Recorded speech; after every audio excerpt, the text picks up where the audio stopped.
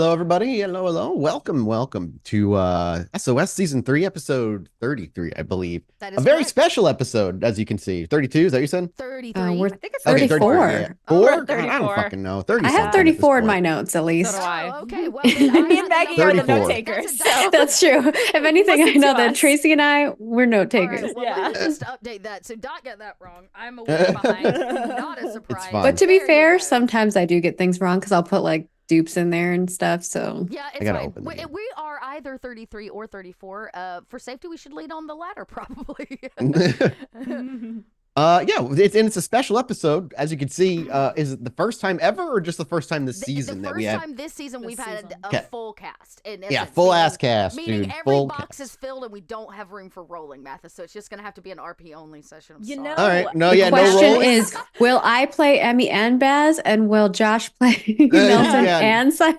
You want to know, Mathis? The last time we had the entire crew together, that time both Mhm. Saito and Cammy died. So I want you to Oh, know the most shit. traumatizing. That was True. the most Wow. That was a long traumatizing time episode. That was the most traumatizing episode? That was the one that was the most Saito traumatizing? died and Cammy died. They were both very important to Ava. I cried. What I about the s- loss of, like, mortal mother, father? Okay. I still claim there. I mean, or maybe the part where you ate a body and regurgitated it. That's No, another honestly, Yeah, that was pretty one. disgusting. The Saito Cammy dying episode was the most like I wept. Like I cried on streams like so They hard. died in the same episode? They died in the They same died in episode. the same episode. Yeah, Because I will never Cammy kind of forget. just like, it wasn't descriptive. I just went into the vehicle and it disappeared. Yeah, and you were, And it was and then- implied what Well, happened then to me. because then Ava did diablerize Cammy, but Cammy, you weren't there Yeah. because Cammy Was wasn't dead. really there to talk. Yeah. Yeah. Her jaw was missing, in case you couldn't remember. Like, Oh, it was yeah, removed so I she forgot couldn't about speak. that. That was, yeah. Yeah, Did you know. Dot have a crying episode? Because I had one too. So Yeah, And yours you all was- had a crying episode. I Yeah. don't. Yeah. I don't Yours think was your Dot's son. had a crying episode. I mean, I willingly put my stepfather's head through a table, so that's his trauma, not mine. he was kind of a douchebag though. I don't think you've made me cry in VTM. No, I don't think I've made Maggie or Josh cry. I know I've made Dot cry What did I in season cry? 2. Oh, and it Well, was- you know, I've yeah. cried a lot in a lot of other shows. There was Yeah. a lot. Well, I'd have to go back, but I know I take pride and I've made my courtcast cry. there Welcome you to have it. SOS. Yeah, welcome to Pod by Night, everybody. Emotional damage. Saito and Camille were much more like tools to make you cry in a lot of ways because they were established characters in a world where you were brand new. So Right. I loved Um, them. They were so fun to play. oh, they were I mi- both I miss them. phenomenal characters. I They miss were them such so a great much. pair. I remember I opening up still with the two love of the you in the intro garage. of them with the dancing and the, Yeah. oh, it was so And- good. And anytime We they have came to on die screen, this episode, the right? poor Yeah. coterie Oh, no. stressed out. Please God, no. I can't. What was that? What? Anymore. Nothing. No. You want to He lose said another nothing. child? No, please. I do not need anything else. Well, You know, horrible to we'll have. see. I have so a suggestion, Tracy. Did you know that if you don't take them in as orphans, then they are not your responsibility and you cannot lose them? and honestly, unless you have legal papers, you can still you can ignore them anyway. Even if you take them in as orphans, just let them go. How She doesn't dare. even want Emmy. She's like, Yeah, because She Emmy is a doesn't child, but even not, want- and it's Yeah, no. creepy. No. Nelson, however, is a thin blood. He's very vulnerable. Mhm. but Ava, I need a mama. Oh, my God. God. Yeah. Well, welcome everybody. Thank you guys so much for showing up. Before we get going, just a big, shout out to you guys on how to support us, and thank you for supporting us for so long, as we've been doing this for years now as a crew. What is it, 6 years, 5, 6 years, something like that. Yeah, now I at think we're this going point? on year 6. Going on Yeah. year Year 6 6. this year. Crazy. So thank you guys for supporting us. Those who are support us over at patreon.com/pod by night. It's a huge help to all the stuff we do here. You also get a bunch of bonus stuff if you sub here at Twitch. You get access to the VODs, emotes, and support paying the cast for SOS. And obviously a huge thank you to Roll Forward, as well, as the VODs are going to be going up over on YouTube at youtube.com/rollforward, where you can watch the first 2 seasons and all of this season up to like a few episodes ago. If you want to binge it, which people tend to do. I'm always surprised when I see people like, I'm binging it for the 3rd time. Like, how? How do you want to go through that heart-wrenching journey? You know, 3 Mathis, times? everybody People gets want to to choose feel. their own pain. Yeah, they Yeah, I get to. guess, It is that's their fair. choice. I will also say we've updated a ton of stuff to the Patreon. So there are 2 new lore sheets out now, making that 3 Chicago lore sheets for SOS that are available to you. I will tell you, you can run now. One of them is Suichi Saito himself. His lore sheet is out. The other is Dakota's and the Gangrel only lore sheet for the Concrete Jungle build. So we've got more coming, and I want to thank I put a poll up today because Mathis, as sad as it is, eventually this story does come to an end. Mathis has been saying that for a while. We don't know exactly when, but when it is done, we may have new things to consider, and we want your opinions. If you're an opinionated person and would like to give yours to us, there's a poll on the Discord for you to be able to do that, to tell us what games you might like to see us play, because we're going to leave the podcast World of Darkness, so you're going to continue to get all your vampire fixins over there, but we're thinking the Saturday show might get a little shakeup, at least for a while, so come tell us what you want us to play. And reiteration on the lore sheets. While we do have more coming, I think it's important to note that a lot of people have been asking about the Stitch of Fate and Crack Crown characters. And the reason that those aren't being developed as of this moment is because our character growth hasn't finished. It's not reached a point where we feel as storytellers that they're worthwhile telling the entire lore sheet availability. So just bear with us and see us through Crack Crown so that we can actually develop those in full and make them worthwhile for you guys. Yeah, if we do them now, it'll be too early, right? Premature. Yeah, exactly. And you can go join our Discord completely free. There's a link usually in the chat, and you can jump in there to answer that poll. Which is where? What tab would that be on? Is that somewhere they can it's jump actually to? the most recent post. So if you're watching this today or you watch it next week or whenever it comes out, you can also just go to the tags and search poll, and it will bring up a listing of all the polls we've had in the past. Because we are going to do multiples. This won't be the only one. Cool.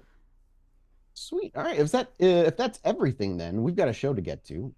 And when you have all the cast here, you know it's going to be a special one. So without further ado, let's rein things in, set the scene, and pick up where we left off with Ava Heloise. It's a warm orange glow of mood lighting that restaurants and bars tend to turn to after a certain hour. The light chatter of polite company in a rather upscale, though out of a way, bar that you find yourself in, Ava. Now, I don't know if I asked you last week before we went to this, but is Ava dressed in a particular way for her date with Nero? Ava is probably, yeah. I mean, she's probably dressed nicely. I think probably more simple black dress for the evening. But it is still, of course, very nice. A simple necklace and her hair tied back as it usually is. And you sit at a small 2-person table off against the wall, one of about 4 different ones. Again, this place is very small. It's the bar itself only has about 6 chairs, and there's about, like I said, about 4 tables that can fit 2 people each, and 1 smaller booth. It's smaller than the Lights Out pub is. And he has in front of him the typical drink you've seen him have when he does imbibe in Blush of Life and make himself human. And this is just a simple Manhattan, or not, Manhattan. He swirls it a little bit, and his eyes have been gazing to you. Conversation has been minimal, light. You've been here for maybe an hour, and people have filed in and out and paid you no mind. Do you, is there anything that you say or bring up? Push conversation in a particular direction? Well, I realize it might be awkward because Ava actually can't really partake in anything on this date. It's not the first time you've not partaken around him, however. Yes, true. He So I made guess he made no word or mind of it, and he continues to do that. But no, I think Ava will be a bit, she'll, as they usually are, more quiet to start the evening and not really broaching any topics just yet. Okay. Now there is a reason you wanted to go out with him, correct? Yeah, I want to tell him about Celia. Gotcha. But I think Ava is Hesitant. yes.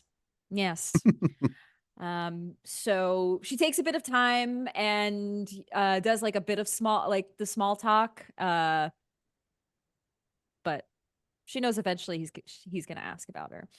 And it takes a while, maybe even longer than Ava would prefer. The longer he waits to bring Celia up, I imagine the more and more your anxiety begins to build in the side of your stomach to your chest and even tensing up your throat over time. But after about an hour and a half passes, and he's only just finished his first Manhattan, and he's been enjoying the background noise of just company of strangers, he eventually does round to the topic that you fear so much. So, Miss Heloise, I know it has been a rather pleasant evening, but I have yet to hear you speak of your ward, Nero. Nero. Fucking Celia. I'm yes. Nero. Celia. I get confused. I'm very old. You know, it's interesting when you brought me to her those months ago. I felt like her and I were similar in a lot of ways. I felt attached to her very quickly. She has a lot of spunk. She has a lot of attitude. I was like that when I was a fresh lick. He smiles very politely and nods. One of the reasons I thought you would do well. Yes. But you know, she doesn't listen to anybody other than herself. And I I think that's okay, you know? Everybody has to find their own path, and she has to find her own path. She was brought into this life, and my coterie mates don't fully understand the connection that I feel toward her. They question it, but it doesn't matter to me. And that's why it hurts all the more. That she's disobedient. Mhm. Yes, that she vanished. There's a moment where a beat just passes. His eyes still lingering and locked on yours, but no change in his facial expression. Stoicism remains as it always does. What do you mean vanished? Ava? Well, it's hard to say. She tried to keep her safe, tried to have space for her where she could feel safe. Obviously, she's connected to shadows. And I was trying to understand more. I saw her one night and then she was gone in shadows. And then I saw her again and then she disappears. And it came to a point where couldn't keep track of her. Ava, would you like to make me a manipulation subterfuge check as you Yeah. twist a few things, leave out certain Yeah. things, and dance around a particular topic? I'm Let me go get his stats. I want to make sure I get him the right roll here. I'm not quite telling him. Toreador v. Toreador. Oh boy. Well, I'll have to beat 3 successes. Let me restore my willpower from the last episode. Okay. Remember to call out your rolls, Tracy. Yes. Yes. I got 3 successes in my 5 dice pool. Also, right, I did accidentally drain somebody because I have no hunger dice right Yes, now. you did. So I'm at 0. That's great. Nero, Nero, Nero. Where are you, good sir?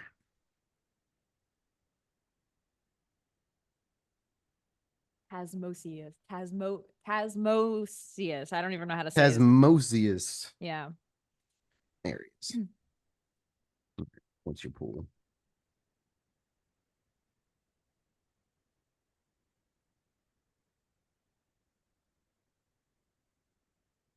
Oh yeah, of course, it's pretty decent. 4, That's 4? Really? Does he not have? Oh no, there it is. Oh yeah, 9. There it is. Oh God, well, he'll probably see through this. Well, yeah, I rolled like ass yesterday, so 1, 2, 3, 4. I beat you by 1. You do what you do so very well, Ava. You fill the That empty was my air with rolls. beautiful words and pleasant sounding sentences that, in the end, say something so very simple and often repeat, while also utterly avoiding the core of a question. And Nero is polite and allows you to finish every moment and every word that you have behind this eloquent way of lying by omitting truth. But when your sentence comes to an end and another beat passes, you're leaving something out, Ava. Why? What? I am perhaps freshly awake in the modern day, but I am far from the lick or neonate toreador that might fall for such empty words. I thought we had trust between the two of us, Miss Heloise, We do. and speak everything. What do you mean vanished?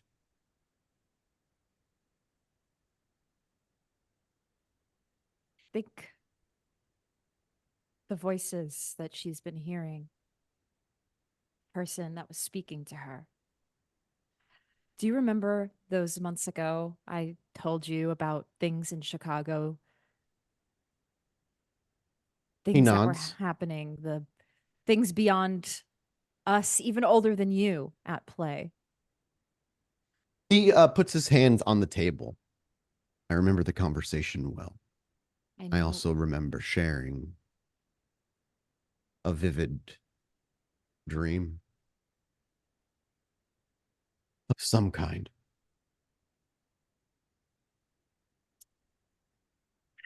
Are you rousing? Are you doing this? No, I forget how share the senses work. If it's like, I was thinking of You showing basically him. like you get their senses I more get or his less. sense. You get to use Okay. them as like a Not the other way around. yeah, Okay. I exactly. forgot. But he continues.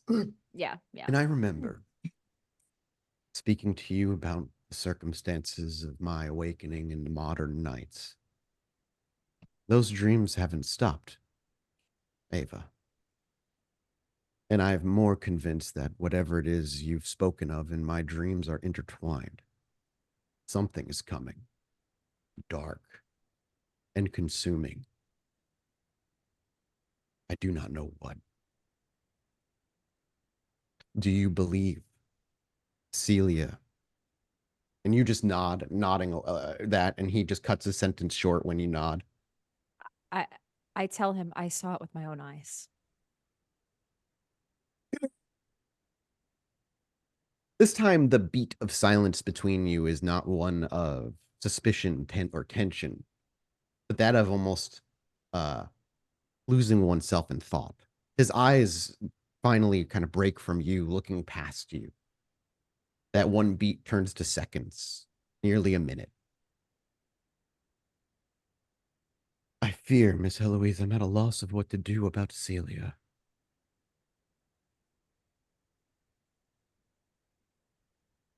As am I. Think I've lost her to the shadows. He shakes his head, no, at that, and goes, I refuse to give up that easily. As always, Miss Heloise, it's been a pleasant evening with you, but it seems my night has gotten busier than I anticipated.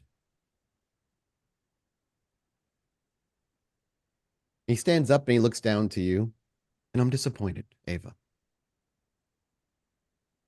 Not that you lost Celia. It seems like you've given up. And he walks. Ava just sits for a minute. The waiter camera probably lingers. walks by, The- and I'm just sitting there. The camera lingers and it very slowly pans out and eventually softly fades to black. The next, was there anything happening at the Lights Out pub during the night of the date that we needed to? Yes, Damien was supposed to drop a CD Drop a off, CD and off. I am I know not that part. leaving this location until the sun rises, and I have to, or Yeah, it has gotcha. arrived. What about beyond that, Ollie and Emmy? Anything? No. Okay. Cool. We went to see Rudy and then we came back. Yeah, Yes, and then we yes. came back Okay, and all cool, met cool, up. cool. Yeah. Yeah, I had a feeling we had covered most things. Dakota, it isn't until about an hour before sunrise. As things, you might even be getting worried about, like, am I going to be camping here tonight? Because I will. I'll get my fucking sunproof sleeping bag and I will camp here. The door, there's a knock at the back door. Long after the front area has been emptied out. Who's here Grant's- with me? Grant's just leaving, so I imagine it's Ollie is the only one kind of lingering because this is where he Did Emmy stays. stay, or Emmy, you already went? I probably left. She needs to get back to her house. Yeah, I have Okay. a long list of things to do. I bet for maybe the first time ever, you see Dakota jump when the back door, and you don't know if it's an Startled. excitement or scare, but there's that like jump of like, oh, something's happening. As there's a knock on the back door. But, Ollie, there's a knock on the back door. You should go Alright. answer it. Okay. All right. He does. Ollie He walks over. walks over. You open the back door, and as you swing, crack it open a bit. You don't know who it is. It could be Damien, could be anybody. As you crack it open and look out, you actually do see the familiar figure of Damien standing. He looks a little bit into the crack and notices Ollie, and he's like, "Oh, hey man, hey, could you just get this to Dakota?" And he just hands like a CD in one of those clear jewel cases, and he just slides it to the. I try to give it run you. over without making it look like I ran over. Like, oops, I just happened to also be going to Yeah, the doorway. absolutely. That's what I I would guess. call a composure performance check for Dakota. Fuck me. Was Ollie was he expected? If Dakota told, Dakota, only I if don't Dakota know told. if Dakota said something, but I don't know I if didn't I tell heard, you but that- Emmy did. hear. Yeah, I don't know. Did I tell them? Maybe that's a chat you. question. Chat? Did I? I think you said you bumped into him or that you met him, Yeah, but you Yeah, didn't I say and was then he like, was anything bringing about back a this. CD. And then I and was then waiting. you wanted me and Ollie to go see Rudy because you thought he was going to show up, and Oh yeah. Well, that clearly. you didn't want to come with us. That's what you told Okay. Emmy. Well, this is not going to be smooth, everybody. It's a bestial failure to get to the door smoothly. So as he's sliding the CD in, you actually can hear the steel toe boots like kind of stumble right beforehand, and she kind of accidentally pushes you out of the way and, I'm like, and "Oh, hey." startles Damien. Yeah. Hey, Damien. Holy Jesus Christ! I didn't know you were there. Yeah, I was just getting ready to leave. Is everything okay? It's fine. Yeah, just on my way out the door, and He actually tries to like look past you to see if there's like, are you being held like hostage by anybody?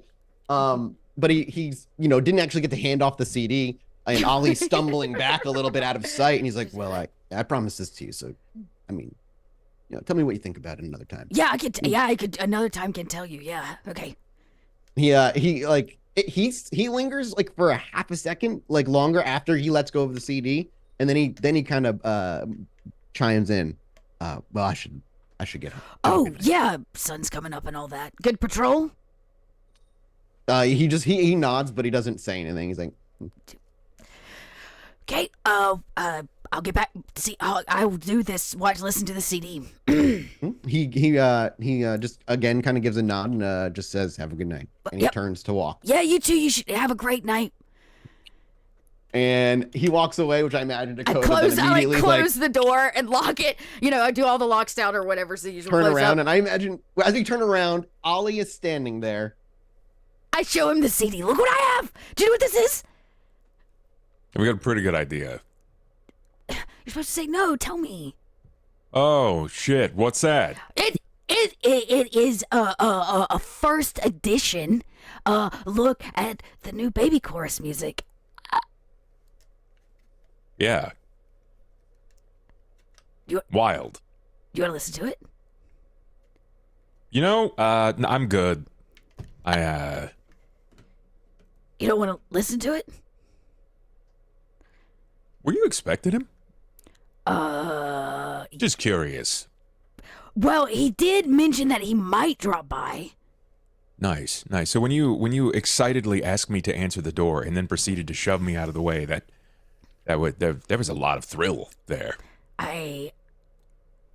I don't know what you're talking about. Oh no, no. You know, I I'm just did, not but here's the thing. I can't. It's like somebody else has to answer the door.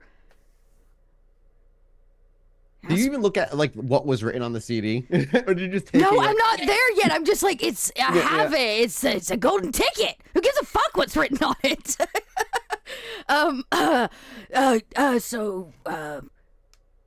Well, it's like an hour to sunup. I could stay. Yeah. We could listen to the CD. Where are you gonna crash? Well, you have the shit rooms in the back. Yeah, it's fair. We could do that. Or I could make a race for the docks. Your call, kid.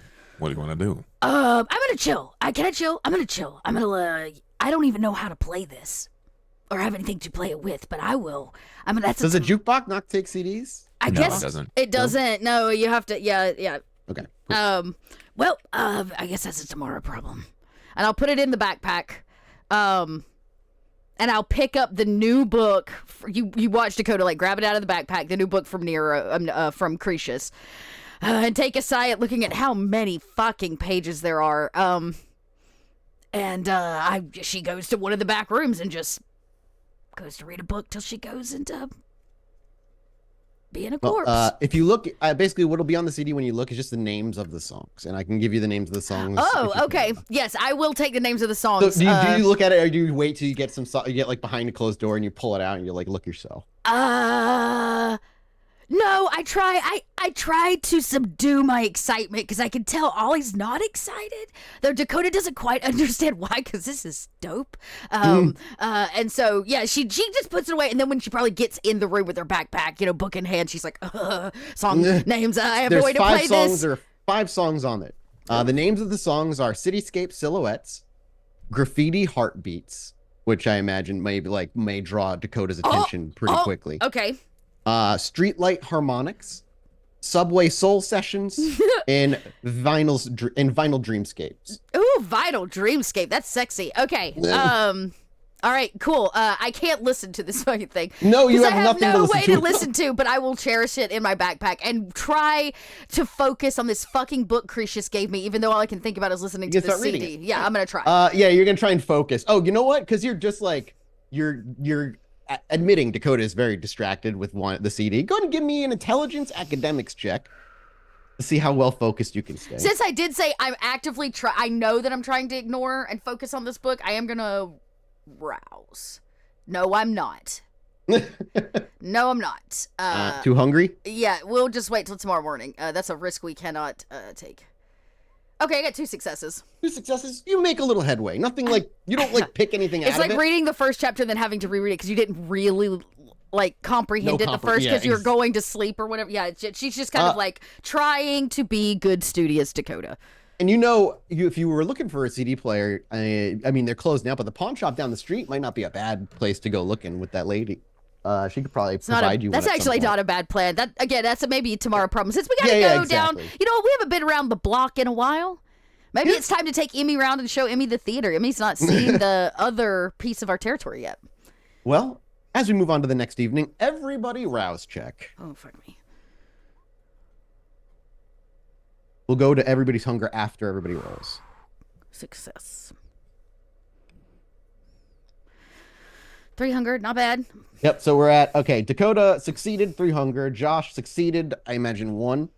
Maggie failed at hunger 4. Ooh. And Tracy succeeded, stays at hunger 0. Does Emmy have a herd? I do. You can use the herd. 3 dots. And you can just feed 3 dots off that herd. That's a nice herd you got there, Maggie. Yeah. The benefits of being old. The first in the bar, obviously, is Dakota and Ollie.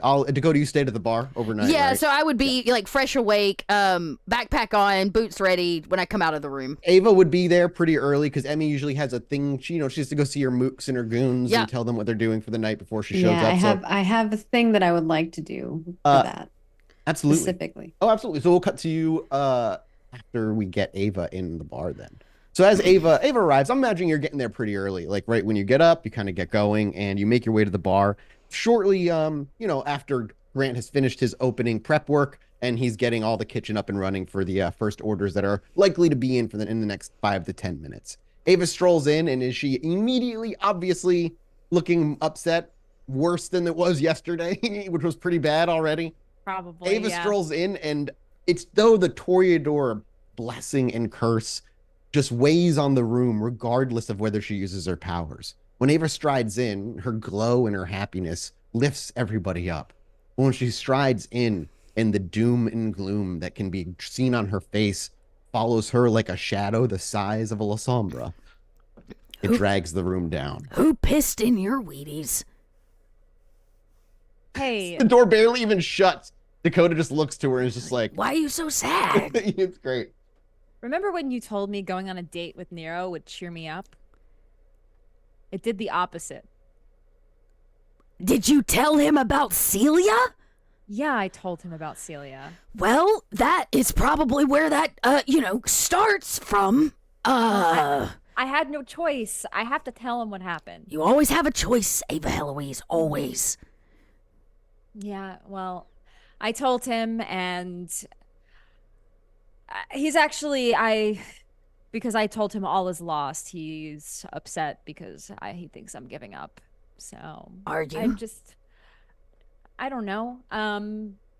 I just lost the one thing that I felt gave me power, over everything. And now, oh, not over everything. Ava Heloise, stop, fucking quit. There's that mega below maniacal little. Stop. You're telling me that you think that the most powerful aspect of who you are is both a kindred and a person came from the shadow? Well, it Red's was like. right. It's your heart. Oh my God! Shut the fuck up, Grant. He looks over to Grant. Looks over to Ollie and gave a little shrug and just a little bit. Ava Heloise, she wanted you to carry the shadow because you had everything she wanted from the beginning. And now I don't have anything that she wants. Well, I guess I have one thing. Oh, okay. Book. So, oops. You need to realize that your power might have been enhanced by her. But it's not what makes you Ava Heloise. Yeah. Well, I just need time to process it, I guess. And I need time to figure out what to do now that the shadow has been transferred to somebody who... Well, I was thinking maybe a run down to the territory in the south so we could show Grandma, our achievements. Plus, we need to check on Nelson because I swear to God, if he's eating all the fucking cheesecake and we've got to restock and have no sales to show for it. Why are you both so pressed on him eating the cheesecake? Because he eats all the fucking cheesecake. I'm sure we don't need the money. It's a front. It's for principle, us. Ava. If I came in every day and used up your most favorite red fucking lipstick and never paid you for it, and you had to keep restocking that fucking red lipstick, I would find some sucker to go buy me more. okay. That would be me. I admit it. I would be the sucker. It's just I know my place in life. You don't live in this reality. None of you. Ollie, would you like to go to maybe the pawn shop and then to the theater to check on Nelson and show your grandma your achievements? Yeah, it can't hurt. Ava, would you like to go on a date where you're not depressed? I think I'm done with dates for a short amount of time here. After the last one, I'm done. Can I just take a second to highlight something? It's just maybe it's the old Ollie spin on things here, but you let down that she took the thing from you, right? She Yeah. gave it to Celia, right? Yeah. Kid, it's because you knew too much. You're too smart. She had to give it to someone that's more naive, a little more stupid, and someone easy to bend. Yeah. Just, it sucks. She doesn't know what she's getting into. You're right. It sucks that she doesn't know, which is why she got it.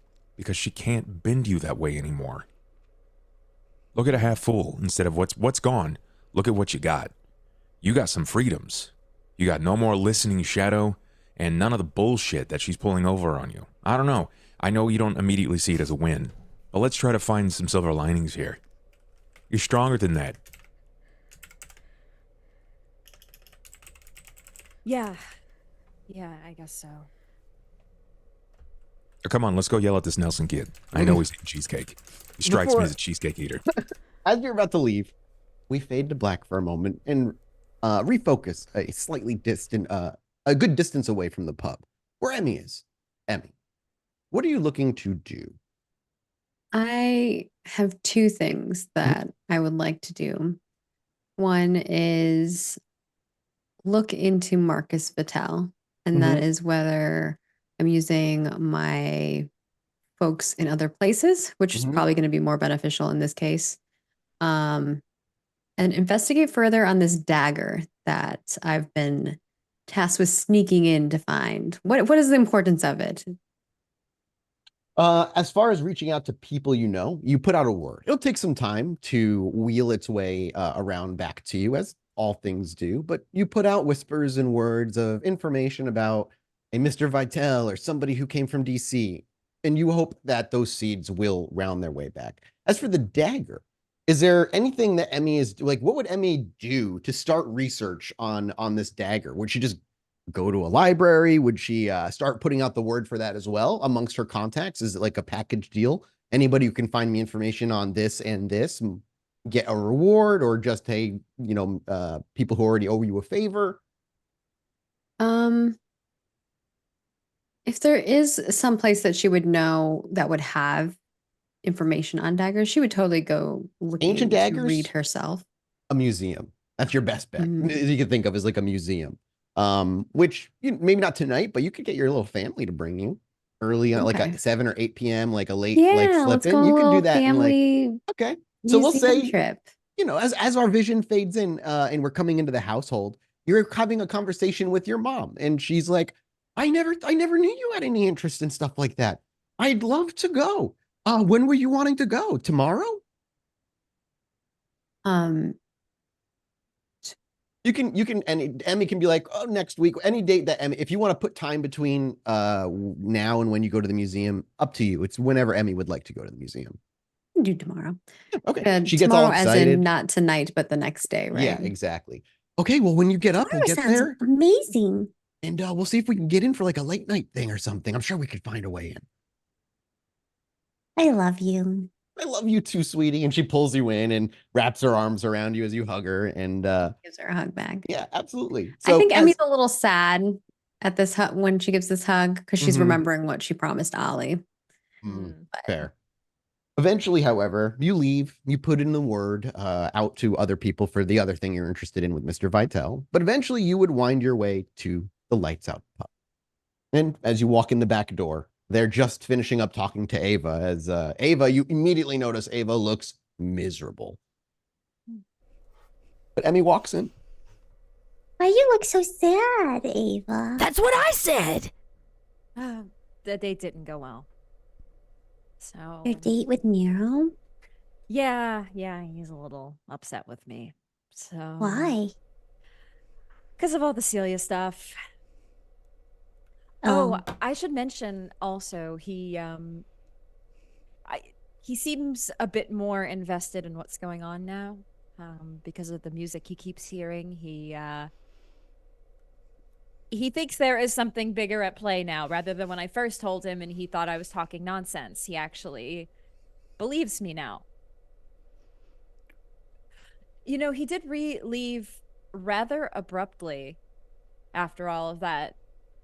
I wonder if I don't know what he's working on, but Why didn't you follow him? because I was too That's a good sad after question. he looked at me and said he was disappointed in me. Oh, Ava Heloise, if you just started getting a nickel for every time somebody says they're disappointed in you, you'd be fucking rich. Yeah, I know. So, you know what? Wear it as a badge of honor. Hey, you know what? I'm proud of you. Thanks, Grant. You told him the truth. That's what we do here, right? And he looks over to Ollie. Yeah, that's what we do. Grant looks a little surprised, but nods along that Ollie agreed with him. Yeah. Well, Emmy, Or you can think about it this way. If you can disappoint someone, you have power over them. That is a good perspective that not God. even I, a Toreador, had thought about. Emmy. very Thank you. Toreador perspective. That was really creepy coming out of you. Well, Emmy, we thought we'd take you on a little field trip to show you something.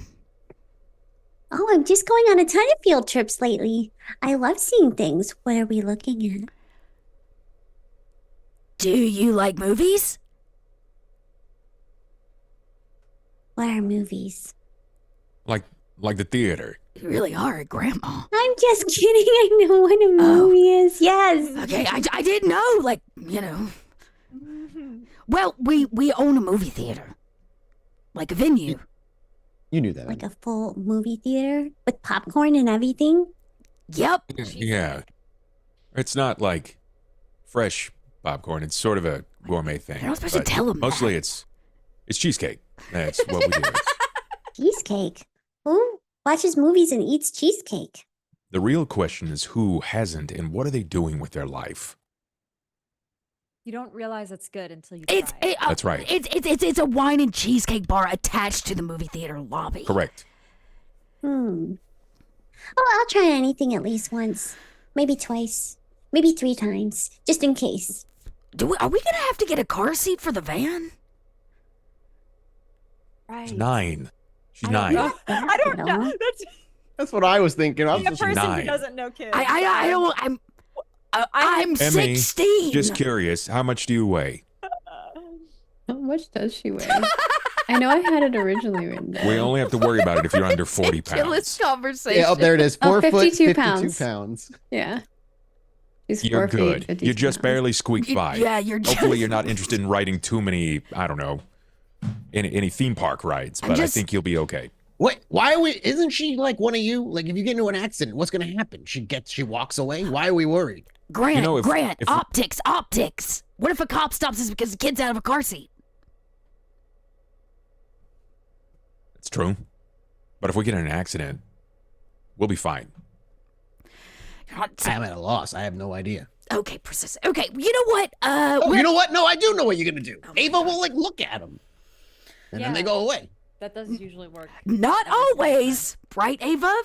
As I hit back to the time where we rear-ended a cop car and we had to talk to him twice because we rear-ended him a second time, and it didn't work. It does sometimes work, Grant. You're right, but you know, constantly worried about it. manipulating the people around you, I don't think qualifies as good values. Right. I forgot we're a house of Well- good values. I'm also pretty good at it too. That's again really creepy. Okay, you know what? We're gonna go to the south side. We'll be back, Grant. Yeah. I got this place. Don't worry about it. And he starts flipping burgers and gets going for the evening. You all leave, and as you leave, our vision Bye, fades. Grant. Bye, Emmy. Hey, never mind. He stops himself instantly. And as you leave and the door shuts, our vision fades and fades back in outside on this brisk evening, though the skies are clear, to a familiar movie theater with its marquee out. Now, you only have a few movies there. Out of curiosity, Nelson, are you working hard and switching the movies out every few days, or is it like the same movie been up on the marquee for months and you haven't even bothered to change it? Okay, it's not that bad. I'm just It's curious. not changing every few days. Right? Yeah, it's not that Yeah. big. Once a week, once every couple weeks, whatever it is. Maybe once a fortnight. Like Okay. we got on the marquee at the moment. Shrek 2. He attained a and copy of Shrek 2. Metropolis. And Necropolis. My man's is investing in the theater. This is great. I mean, this is why we hired him. He's supposed yeah, to yeah. curate the movie selection. I cannot believe Shrek 2 is on the outside of this. So as we our that's viewers wrong. and our listeners, our perception moves past the doors into a small theater where there's a couple of people there buying a ticket and getting us some candy, or a cheesecake rather, to head into the movie theater that is playing one of the 2 movies. Nelson, it has been a phenomenal past few months. They actually held to their word. You haven't been bothered. You haven't been attacked. You've gotten to live the life you want to live. You've had manager responsibilities. The coterie hasn't shown up in fucking months. Everything's been really goddamn great. And maybe to Nelson's surprise, even Saito, who, though he did hold to his word, you were never really fully safe wherever Saito decided you needed to be at any given moment. And he never ever truly gave you full information as to what you were even doing there anyway. You got about as much information as was necessary for whatever task needed to be accomplished to get accomplished. And on this night, as you're selling a piece of cheesecake off and then moving back over to where you can sell the tickets, the doors swing open and you look up to immediately, oh, there's a lot of people walking in, and it immediately registers as they walk in. Whom is walking in the front door? The coterie. Except for me. With a 9-year-old. No, you would not recognize Emmy, but the like you would see Ollie, Dakota, and Ava walk in, followed by a small pink-haired little girl with a bright smile, wonder in her eyes. And they, the loud ones, the first time in months, are here. The first thing you see Nelson do is put a backpack on. Nelson turns. He just grabs his backpack, slings it over his shoulder. May starts making his way out, I imagine. No. Okay. He's gonna stand behind the cheesecake bar and like push something under the counter. Fair enough. What the fuck is a Shrek 2? I say as I like cross the lobby. It's the good one. You can't play What Shrek is 3 or it? Beyond. Well, It's- Shrek is like a big ogre. And he's green. And people want to watch that? And he lives in the swamp. Well, not anymore. He lives in the castle now, A girl of I culture. think. No, maybe they actually live in the swamp. Okay. You There's know, a big musical number at the end. It's really good. Nelson, why don't you introduce yourself to this little cultured girl? Hi, I'm Nelson. Hi, Nelson. I'm Emmy. She like offers her little hand to you. This is Ollie's He leans grandma. over and- I don't think she can fit over the counter, so she's probably just Yeah. like, Yeah, he like street. He grabs your hand from over the other side. And it's like, are you one of Ava's? Ava's what? One of Ava's what? That's a difficult question to answer here in the lobby of the movie theater. This is Ollie's grandma. Yeah. Meet family. Actually. In what sense? In the blood sense. Okay. Forced In blood. what sense? In the blood sense. Is everybody out of the lobby? Like, is he helping Yeah, anyone? oh, it's Okay. empty. Like, a Okay, couple so people who movies bought have, the like, cheesecake went to go started. watch the movie. Yeah. Well, why don't you can hear it. Why don't we go down to the basement and have a little chit chat? Sure. This way. Does and anybody go he- and lock the front doors since there'll be nobody up front to manage if anybody He would comes go in? and get someone from the break room. And Yeah, just like our one Zach, employee. Yeah, Yeah, Zach. you say Zach. And as you say Zach, maybe the entire coterie's heart like sinks for a moment before you see this like 64-year-old man, completely bald with a scraggly beard and a shirt that's a little too small, kind of just walks can you out. imagine if Zach showed up and was pretending to be like a freaking popcorn cheesecake making person? And he looks around after you pull him out. He's like, oh, yeah, what? 4, 1 kid. And he starts punching numbers on the cashier just automatically for the coterie's tickets. What are we No, seeing? no. Oh, probably Shrek 2, huh? And he looks at the little What girl. the fuck is a Shrek? He just looks We up to told you. It's like an onion. I extend my hand out to introduce myself. I tell him that I'm one of the proprietors of this location. The And he owner. looks to Zach. He looks to Sean to like, is he telling the truth kind of Nelson. thing? The other thing, like Nelson. The other Thin Blood Nelson. Fucking That's the other Christ, yeah. show. Whatever your name Sean is a dude. different show completely. I can't. Hey, The I'm here now. multiverses are just colliding. I can't fucking keep it straight. Sumita Try that Tan. Now I'm again. imagining Sean as like a depressed cheesecake vendor. His life would be better that way. Nelson, Zach looks to you for like, is he actually like a proprietor? He gives like a confused look. Yeah, so don't charge them tickets. Oh, he quickly clears the charge and he just reaches his hand out. Yeah, good to meet you. Likewise. How is he as a boss? He looks over to Nelson to see if there's any like. As if he looks to Nelson, I'll shift over in front. He pays me on time and shit's easy, so great. That's an honest answer. I can appreciate it. Am I good? Well, this was sufficiently awkward. Just watch the fucking register, Zach, while we head downstairs. Yeah. Can I? Yeah. And he walks back and then into the back room after you say, "Can you just stay watch the register?" But in a few seconds, he walks back out with a styrofoam like to-go container and a plastic fork, and he just starts fucking shoveling like Chinese food into his mouth. I mean, what's the He spills a few of the brown rice like onto the cashier, and he brushes them off. And then he just goes to eating. You know what? I expected nothing more. It's a Tuesday night. Okay, so Make your way to the basement. Down to the basement. Okay. Yeah, bye, Zach. This guy. Oh, See you, little girl. I don't. Why did you have to hire somebody named Zach? He, I have a particular distaste for Zachs. You know what? It's okay. Don't sweat it. Don't sweat. It's not that big of a deal. Some things is meant to stay in the past. Oh yeah, or just Right. out of my memory altogether. I agree to that. It's just. I agree to that. It's fine. It's fine. Nelson, you're just kindred I was looking for. It's been a little while. How are you, bud? How are things? I'm great. What's the problem? Not really a problem per se. We just wanted to check needed on you. we also needed a little bit of insight. Hopefully you could kind of open our minds up here. And I'm not talking about drugs. We talking about Shrek 2?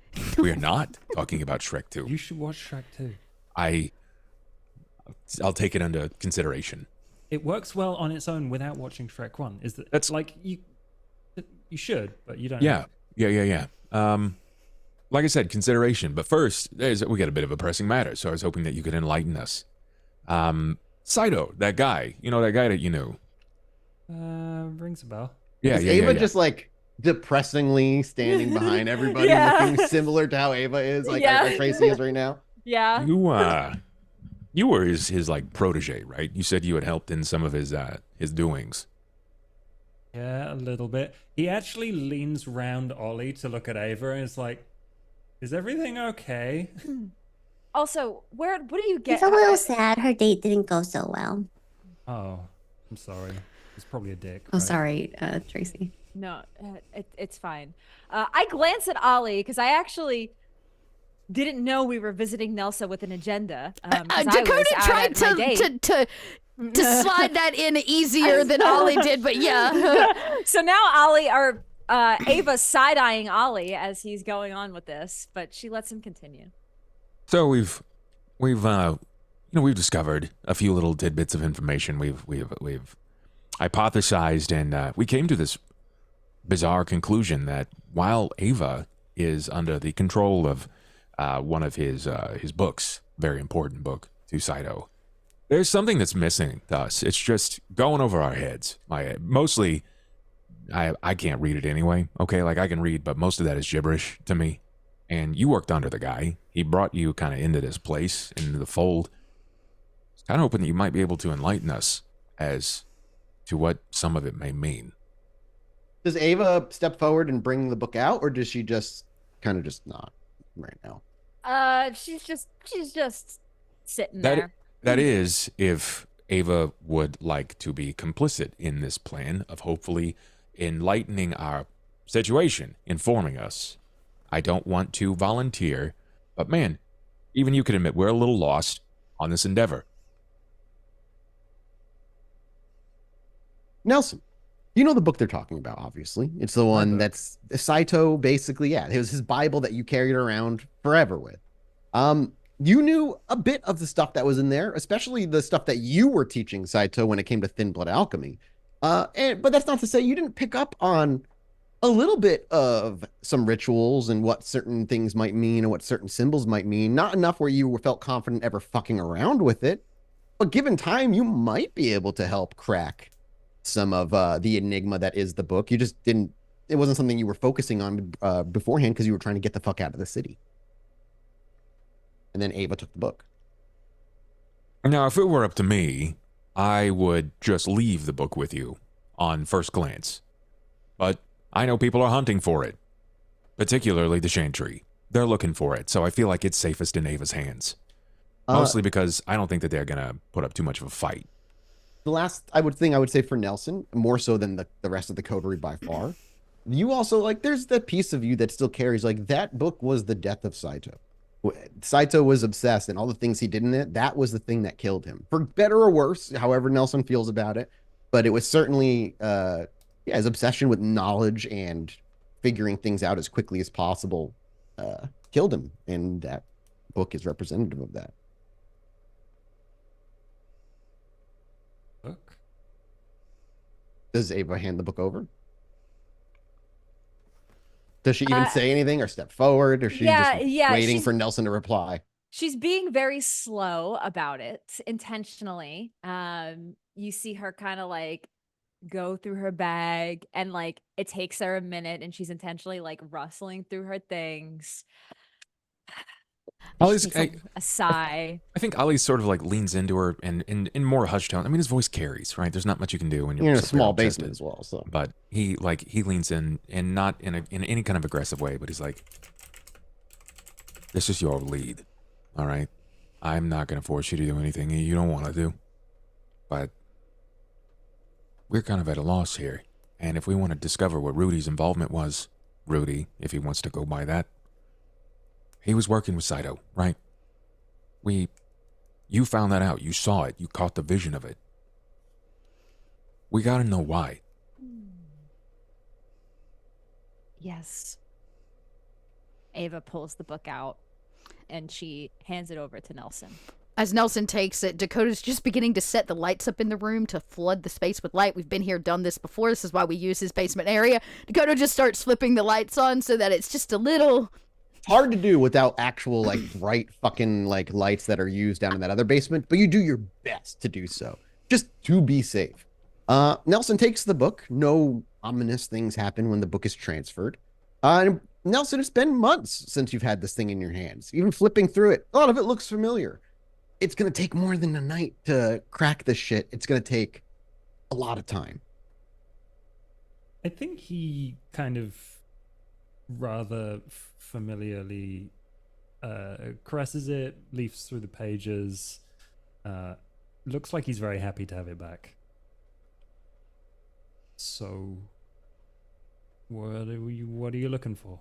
Well, do you remember? It's a guy who sort of looks like Nosferatu, real ugly cat. Called himself Rudy. You ever meet that guy? Did I? Rudy? Do you know of Rudy? Because Saito worked with him in some capacity, and you think it had to do with Thin Bloods. But beyond that, you never met Rudy. You don't know any details about Rudy. It's just a name that you know. It stood out because of the Thin Blood thing. They're working together on Thin Blood something. I think Saito had an interest in saving Thin Bloods, sure. I also suspected he wanted to use our blood or our powers or us for something.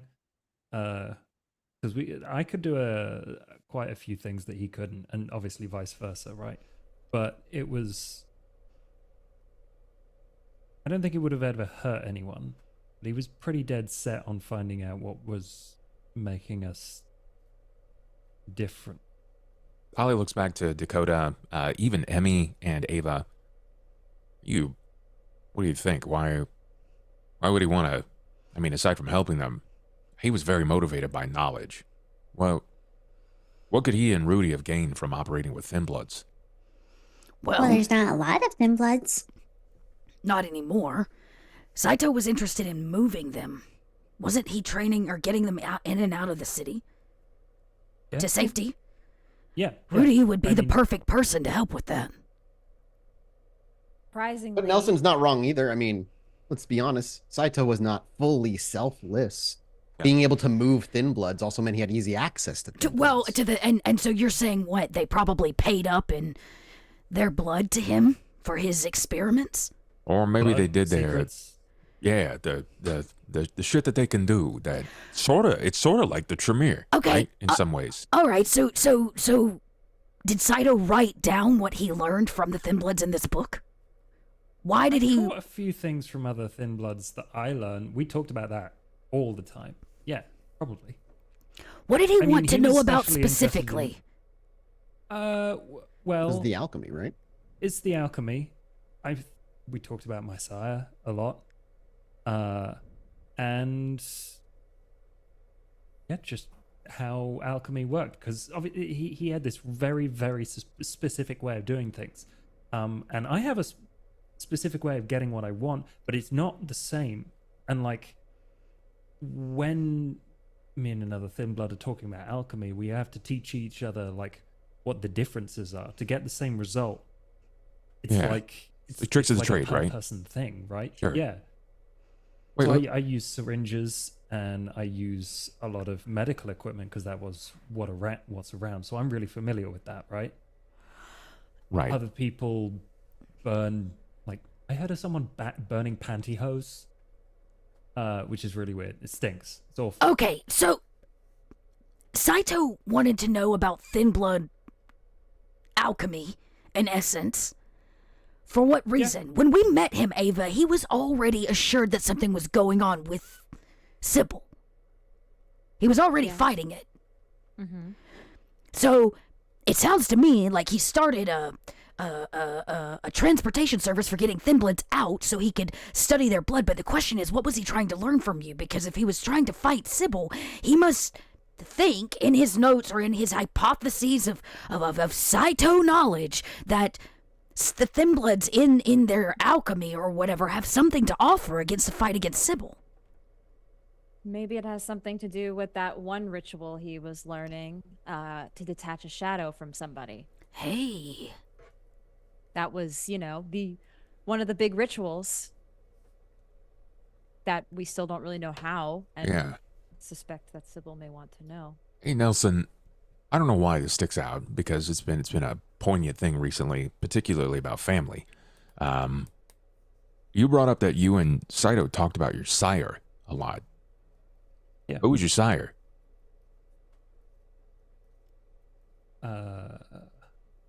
Fuck, what was his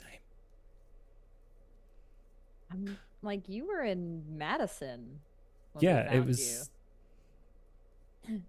the guy. It's the same. Oh fuck. Okay, what's his name? The same guy that. Oh, it was made Zach's. It was Zach. Zach's sire. It was that Oh crazy, yes, Malkavian? correct. that crazy guy. Malkavian Malkavian guy. dude. That is Well, correct. I okay. can't. Not Malkov because that's the name of the fucking antediluvian. Yeah, no, yeah, I yeah. can't not the remember what his antediluvian. fucking name was. Malik. Malik. Is it Malik. Malik? No, Yeah, Yep. something like Malik. M-A-L-I-K. M-A-L, yeah, I-K or E-K, yeah. Okay, that's yeah. Oh, yep. There you go. Yep. Malik. Did we know that? I think Yes. it did come up. Yes. once. I remember we talked about it with Nelson. And it's like kind of traumatic for Nelson. So Yeah. Okay. Yeah. That's right. Oh man. yes. All right, so Saito's trying to figure out a way to detach a shadow. He's figured there's some way through it through Thin Blood alchemy. Maybe. That's just Again, Nelson, the big thing he never really, like, while he was very interested in knowing how Thin Blood alchemy works, it was the interest in mixing alchemy and blood sorcery and seeing if there was anything that could come out of that, which you're not sure if he had varying success or not because he fucking didn't do it in public with you very often. Nelson, we need some help in this here book. The fact of the matter is, none of us can read Saito's writing. Shorthand? Yeah. And we need some pointers. Okay, I'll show you the bits I do know, and he thumbs through until he finds the parts where he was talking with Saito and making notes with him about Thin Blood alchemy, and all the bits he recognizes there. 'Cause he And a can lot do of it quite a is bit the of core alchemy. of like the power of the blood at its core, and even Thin Bloods, the ones that are, for some people, a sign of the end times. There's still an innate power there that is on some level different than typical kindred. As far as like what you want Saito to know and stuff, that's totally up to you. I mean, you are both of them. So what Nelson, info would you you had on that? Would you be interested in maybe helping Ava, coming by once in a while and really kind of getting down to the brass tacks of this? Because, like I said, there's no way that I, in good conscience, could leave this book with you. Not that I think Ava would let that happen, but I think that it has to stay with her because I know now the Chantry are after it. Now, crazy bitch Sun Chi is going to do something terrible, and she's going to hunt the book.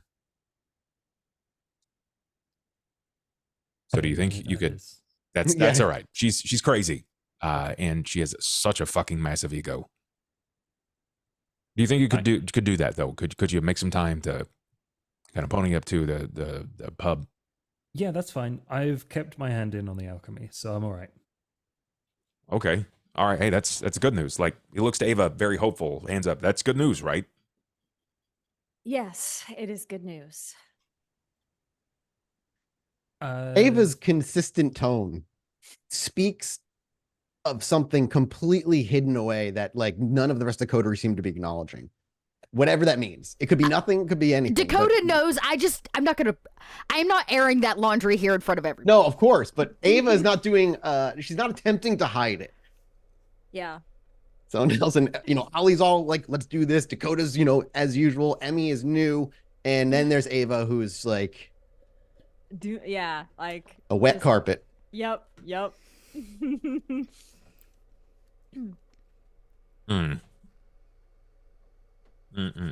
I can answer. I can show you alchemy. I can show you what this page means. I don't really know where to start though. He talked about shadows a whole lot, too much really. Do you have any shorthand knowledge where you may have come across a thin blood thing or a shadows thing where you can pull someone's shadow off of them? Or do you think that you might be able to find that in this book, even in shorthand? In the book, maybe. Who knows? In the book, not anything that I wrote down. I can have a look. Yeah. You want me to have a look? I could either. So there's two possibilities here. I could go and find another one of the Thin Bloods if they're not dead or in hiding, or I could just try and replicate the power. That is dangerously close to Saito mentality. Yeah, and you know what? Not Let's just start with the identifying it in the book part. And as they say that, Nelson looks out, and for the first time, you see like the smallest smile on Ava. Okay. Well, they don't see it because she's behind them, but you see it. I'm gonna go to the pawn shop. If anybody would like to join me. Yeah, I'll join. Great. What are you doing at the pawn shop? I have to buy a CD player. Oh. What would work for shadow stuff? If there's any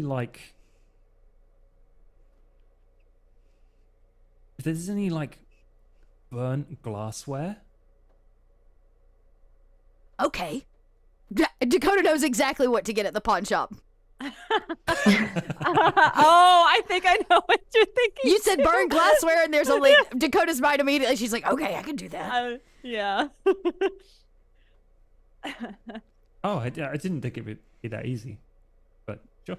Ask and ye shall receive, Nelson. Also, in a few weeks, we're gonna have a concert. Baby Chorus is showing off their brand new songs. It's happening here. Oh, your boyfriend. The band is coming by to play a set. We will be hosting them here at this theater. I need to set stuff up for that, probably, right? Yeah, okay, I'll have their people call you. Just be professional on the phone, okay? They bring in a lot of money. I'm also going to need a profit and loss margin on cheesecake in the last 3 months. Do you think you can get that up to me, stat? Yeah. Thanks, dick. And he walks off. Ollie leaves. Make sure Emmy gets a slice of cheesecake. We'll be right back. And I'm like, is Emmy going to the pawn shop? No, or not? She's staying. No, in. Emmy's gonna let them go by themselves, and Emmy is grinning like hugely at the two of them going by themselves. I love it. Yeah, so smiling as she watches them walk away. But our camera lingers still in the basement with Ava, Emmy, and Nelson. Nelson's just like head down, fully concentrating on this book at this point. now that they're and she doesn't mind that Emmy is here, but now that the other two are gone, Ava will ask Nelson, how have you been, Nelson? It's really weird. I've never had this much space and time to myself since I was at the hospital. But that wasn't really, it didn't feel like this. There I was like closed up, and here I can just go places, do whatever I want. Does Sort that of. feel good or bad? Sometimes it feels bad. Mostly it feels okay. It's hard trying to shake the feeling that I'm always being watched. Yeah. Well, are you being watched? No. And I'm pretty certain Are you about that. sure? Yeah. I'd know.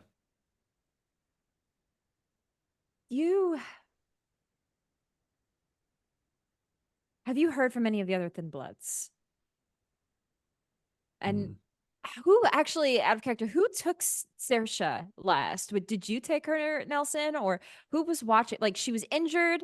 We took her in, and then She I think probably went to Ollie's safe house, right? Mm-hmm. okay, So okay. in that case, yeah, I probably have heard of her. She's either still there or she's gone. She wouldn't right? be there anymore. She stayed for a while. She left like a month ago. Not long. Well, that's good. I'm glad that she's better. Yeah, it helped out. It's best if we don't stick together, basically. You I know the last time we talked, myself, Ollie, Dakota, we promised we would help you out. We would keep the Thin Blood safe. We would get you out of here. I want you to know that I want you to be out of this city soon. I think it's not safe. And I mean, I know that. yeah, I don't think we should wait much longer. Won't Where are you Jackson be thinking about pissed? going? I might know a place. What place do you know, Emmy? Gary. Ah, I don't know if that's really an appealing place. Well, you're not going there. It's up to Nelson if Nelson wants to go there. Is there anywhere you want to go, Nelson, that isn't Chicago? I've never really thought about it. Just for a while, I was thinking out, but that's not a place. I kind of want to stay here. I promised. I promised I'd stay here. I'm okay helping. I think we're past the point. Things have just gotten bad and worse and worse.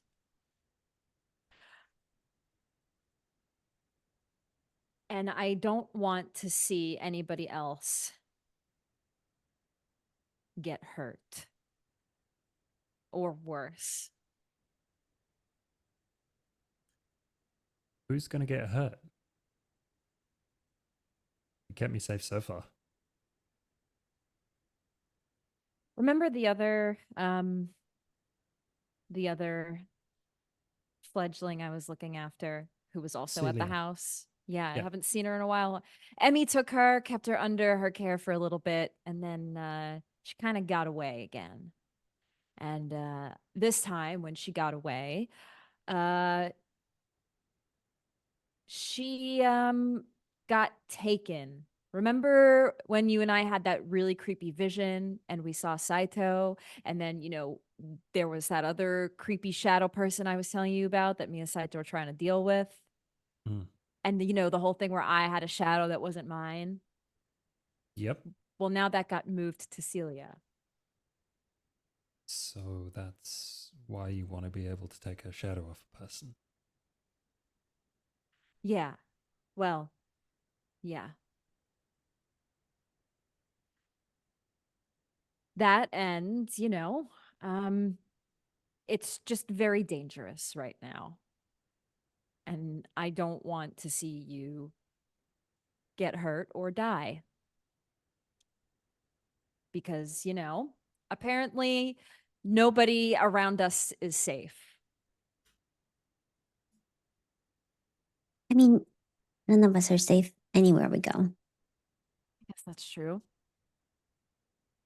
You're very reassuring. I'm You're sorry. welcome. Yeah, well, I'm in a dark place right now. So, you know what? I probably am not the best person to talk to. I was talking about Emmy, but like, Oh. Well,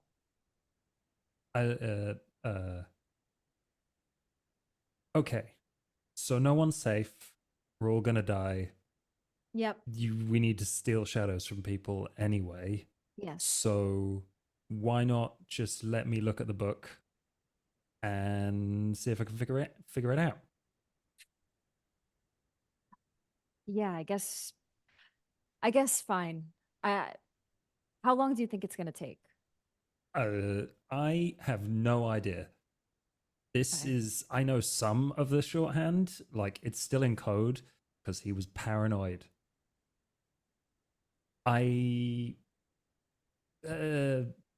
maybe a month if we're lucky. I don't know. It really depends. All right. Yeah, just keep a look at the book and we'll figure out how to get you out of here after. You and your thin bloods.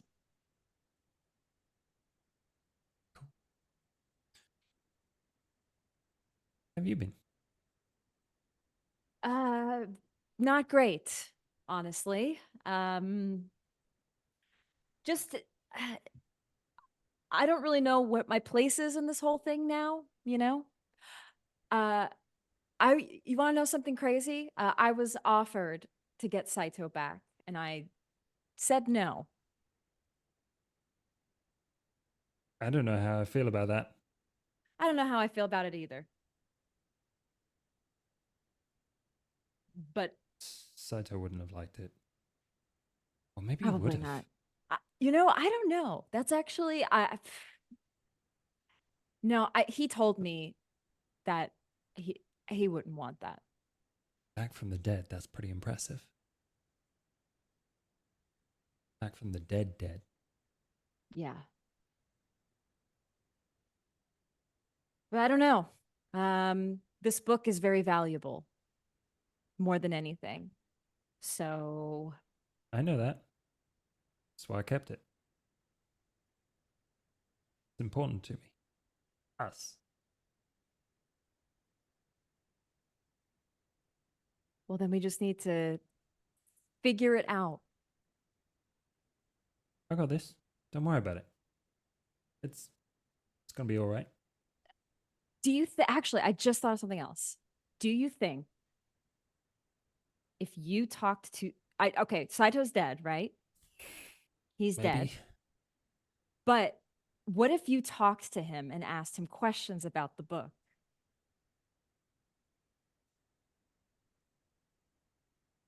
Maybe he get this It's gonna be a really hard scene to do, but I'll try. It's just you talking to yourself. No. I met a Hekata who told me that she could help me talk to a dead person if I needed it. Okay. So that could be an option if we need some answers to what's in this book. Why didn't I think of this? Well, now you did. You did think of it. Yes, I did. We just ask Okay. him for the codes, the Yes. keys. Yes. I can probably figure out the rest way easier with that. We could really speed this thing up.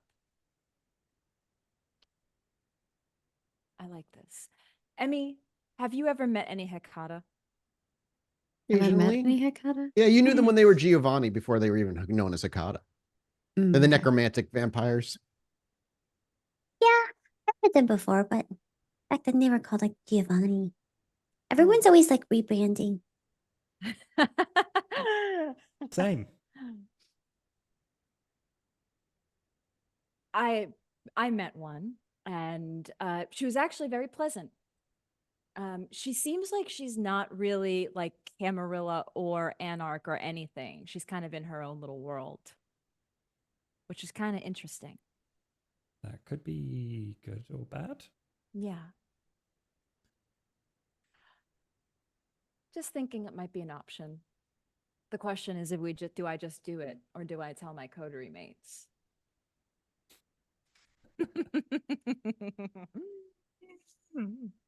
Yeah, there we go. Ava's mood has done a 180 over the course of this conversation. I know.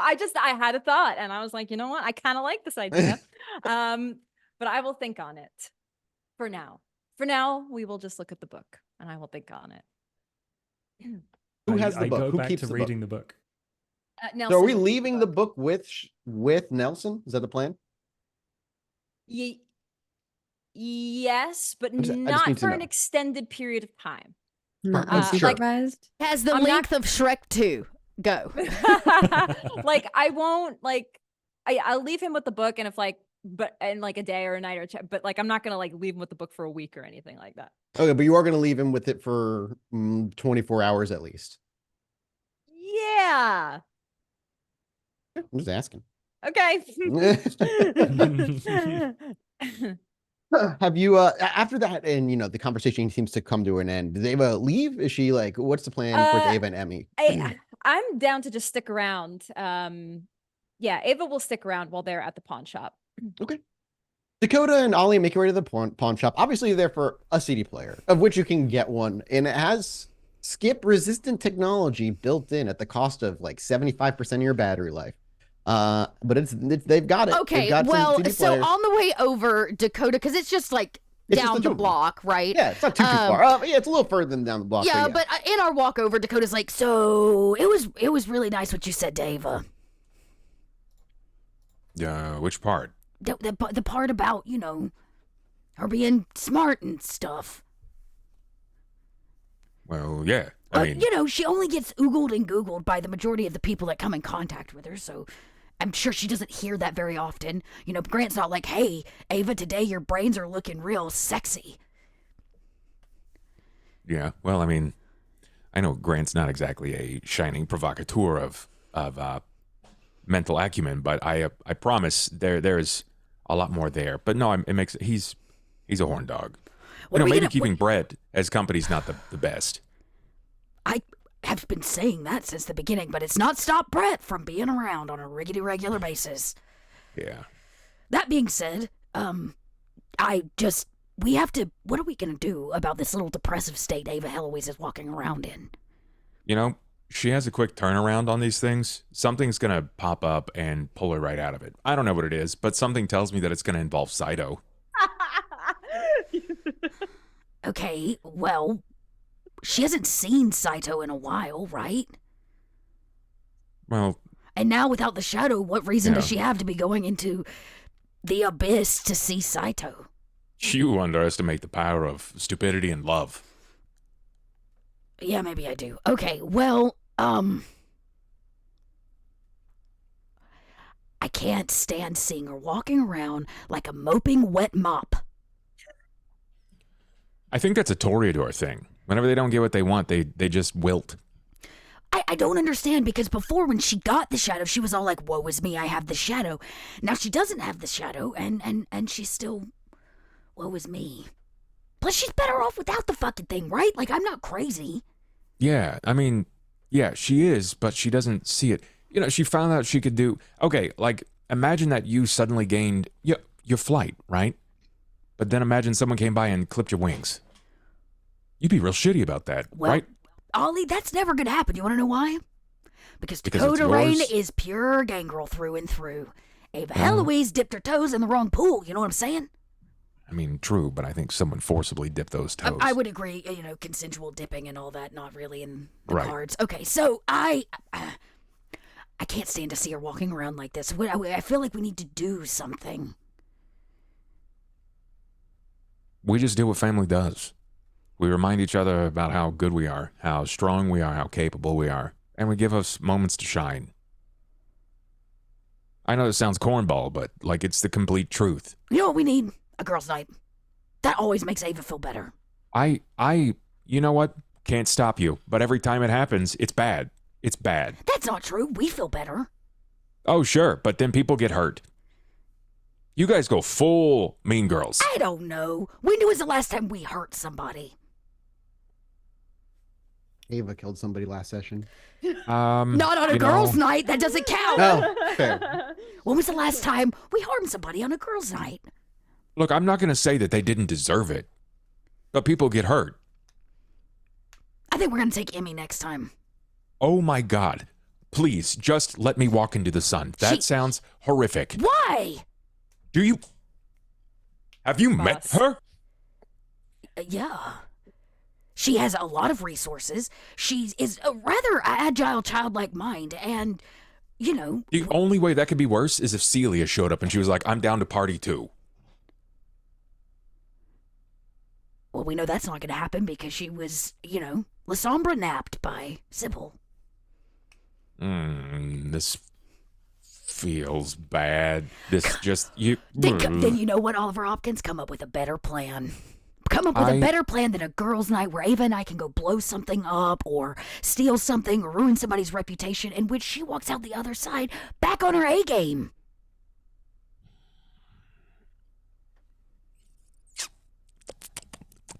The ivory tower.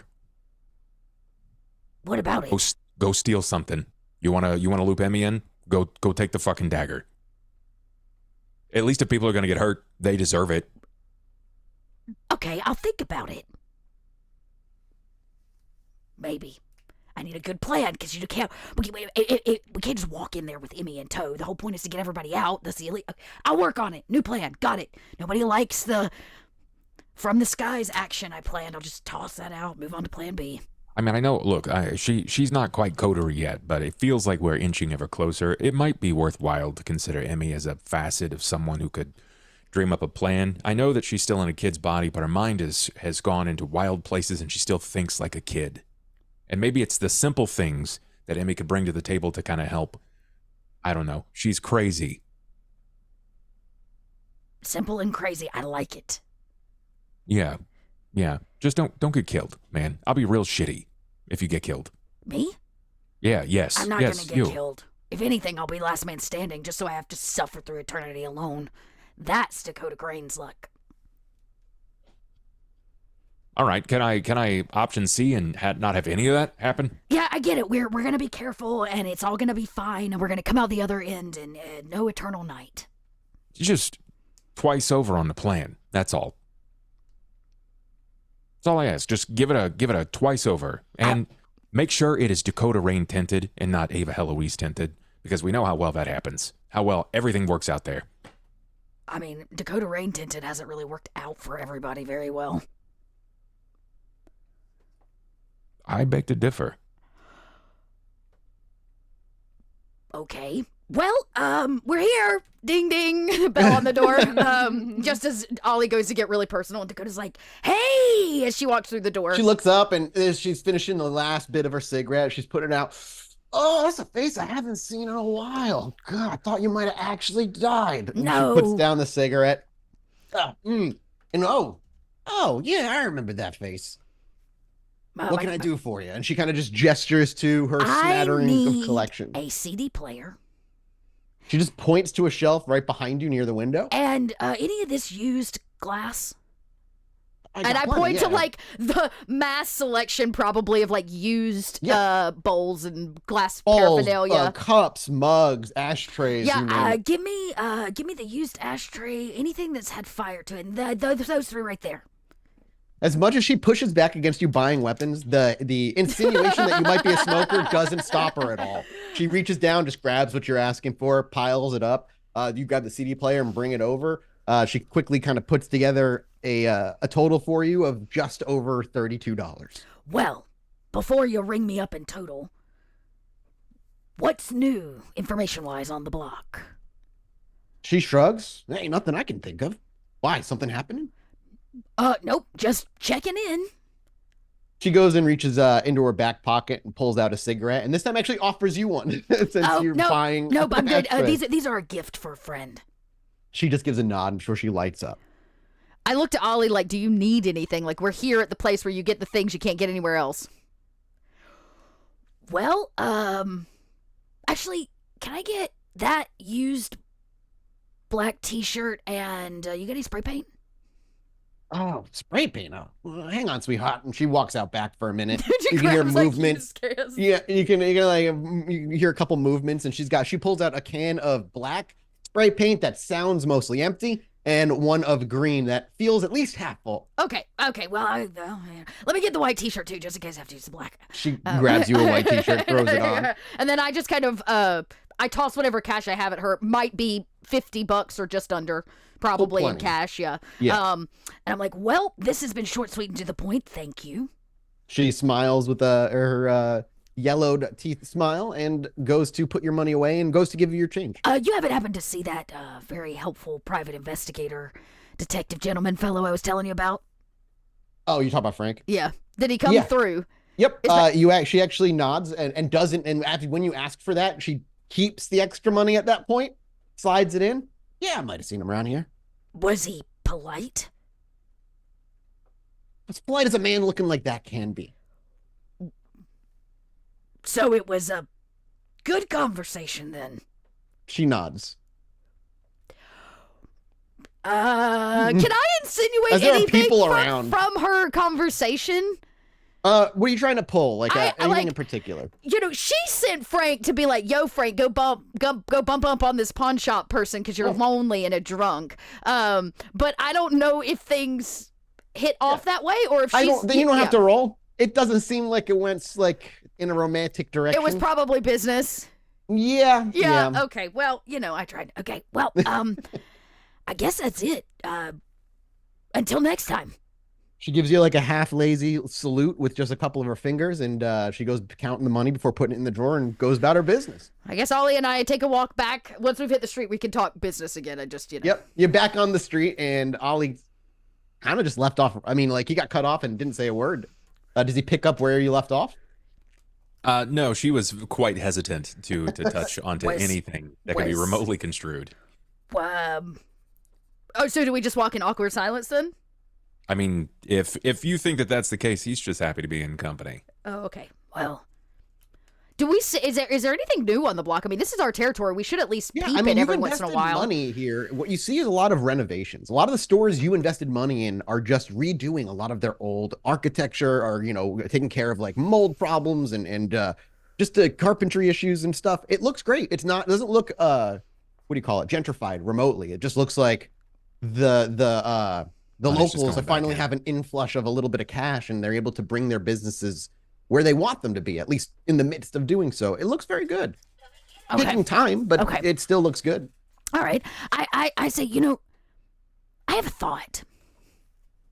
Remember the days when Ava Heloise would go to Toreador shindigs and bump elbows and mean girl and come back feeling right as rain? Yeah. So, what is the Seneschal's name? Isn't it the Seneschal, or who is the prince's right-hand Toreador? Or who sits on the council? Who's the council? It was Sienna, but the council is, let me get the list for you. It's basically all the major canon characters for the most part, barring a couple.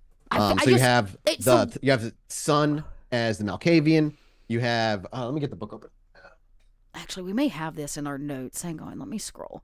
Yeah, you probably do. I don't. I can get you the names of the I have to pull up our canons. actual document. Yeah, okay, so basically the last time we met with Jackson as a group, there was they mentioned that we know she was there. The Toreador that Ava has a relationship with. Who is it? How many Toreadors you know? Sienna? Is it Sienna? Sienna's my sire, but she was either Seneschal or Primogen. Yes, that Toreador. one. Yeah. Yeah, okay. I mean, yeah, you know your sire. Yeah. Okay, so it is so it is your sire, which you don't really have a great working relationship with anymore.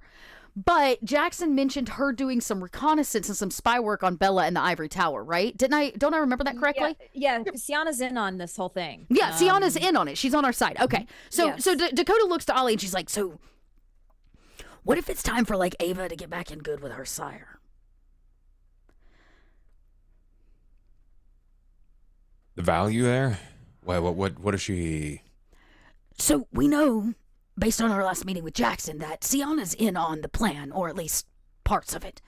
And he was supposed to send Sienna in to do reconnaissance work behind the scenes, enemy lines, inside the Ivory Tower. What if we can give Ava some purpose by working with Sienna again to do the same thing?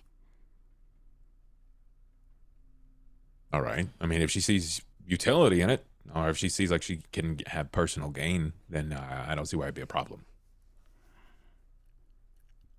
What's wrong? I can tell. It's written all over your mask.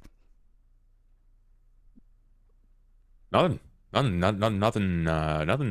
Lies. Ollie is going to attempt to lie. Yep. Manipulation subterfuge. Oh, I'm great at this. Versus wits insight.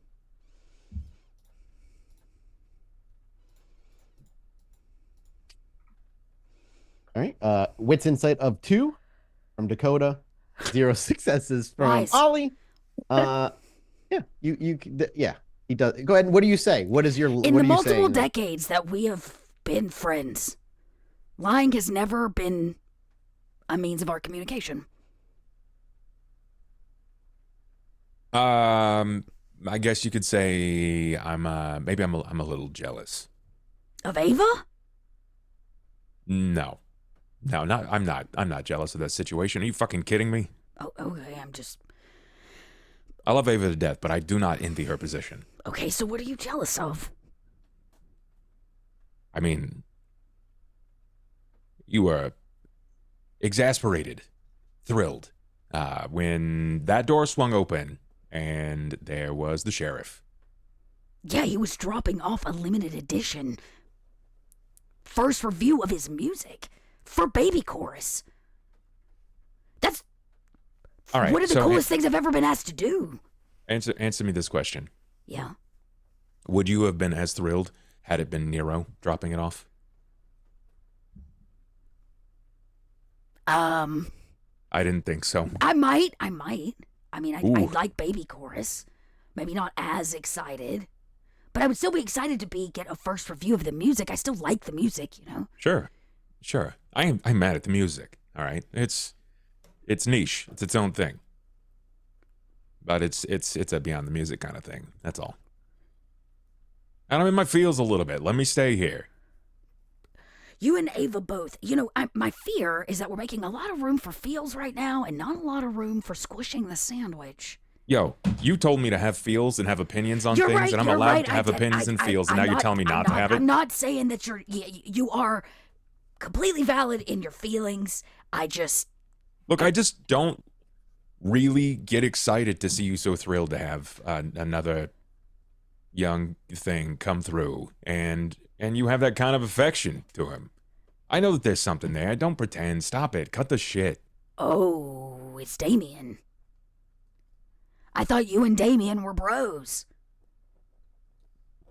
Yeah, let me check my calendar real quick, and I'll tell you when our next hangout is. 6 o'clock on fucking never. What I'm saying is the last time you two hung out in the labyrinth, you buddy-buddied and seemed fine. I explained this. We're not homies. We're not close friends. Well, he's Cretius's pet project, and he's caught your eye. I don't know that that's true. He seems like more like Jackson's project. You're... What do you want me to say, Ollie? Nothing. I'm just in my feels right now. I'm just taking a couple of things to the chest, you know? My grandma had a lot to say, and it was really frustrating. Wait, you told Emmy? No, I didn't tell Emmy really shit that she didn't already know. She just has a way of getting in my fucking head. She's your grandma. No. Ollie, who do I see every day? Well, I mean me and Ava. Who am I currently walking the streets of Chicago with? Me. To go get a CD player for something that really excites me. Yeah. That's why I'm doing the walk. But- Happy to be here. But and I appreciate that, considering what I know now. I guess what I'm trying to say is, this is my priority.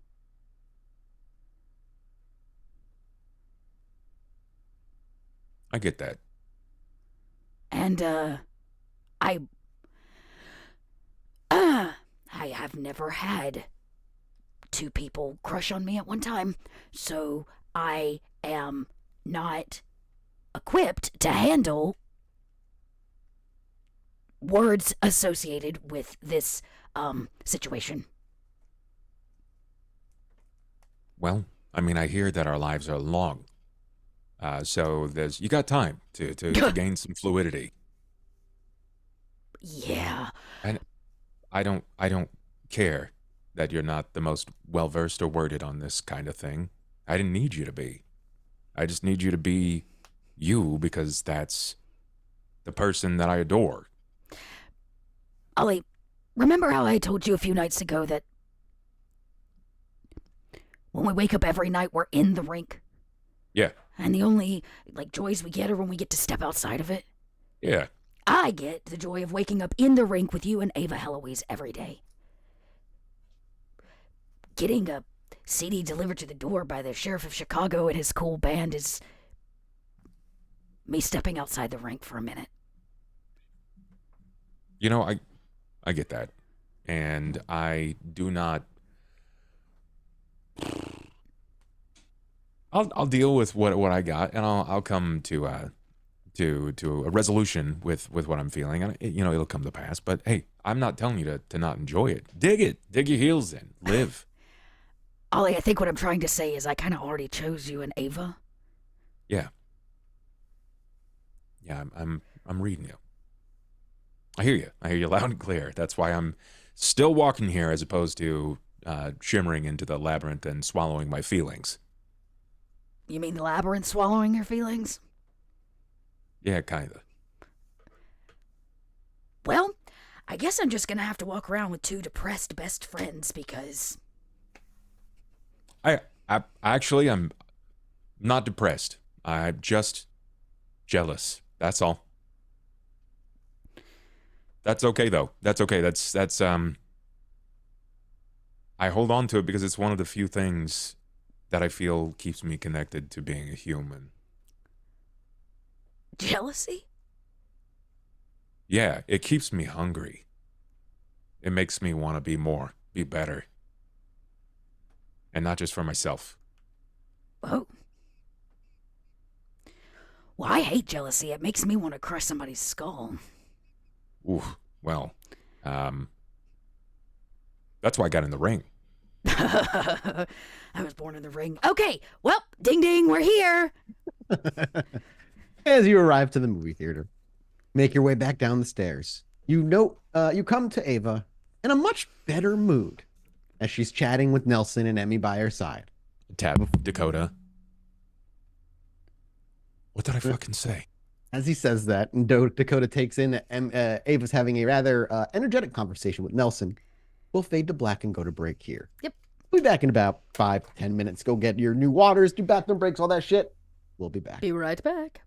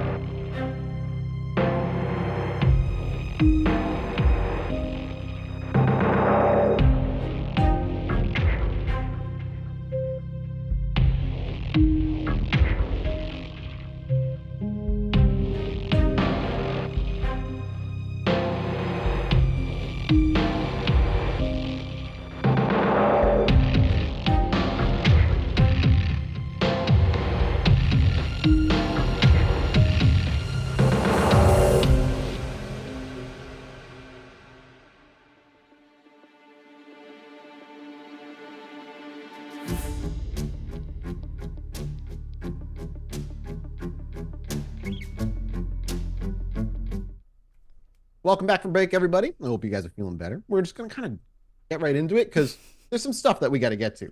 So, as we fade back into our scene where we left off, Dakota and Ollie stroll down the stairs to the basement. When you make your way downstairs, you can hear the muffled, loud sounds of the movies in their like peak crescendo moment of the plot.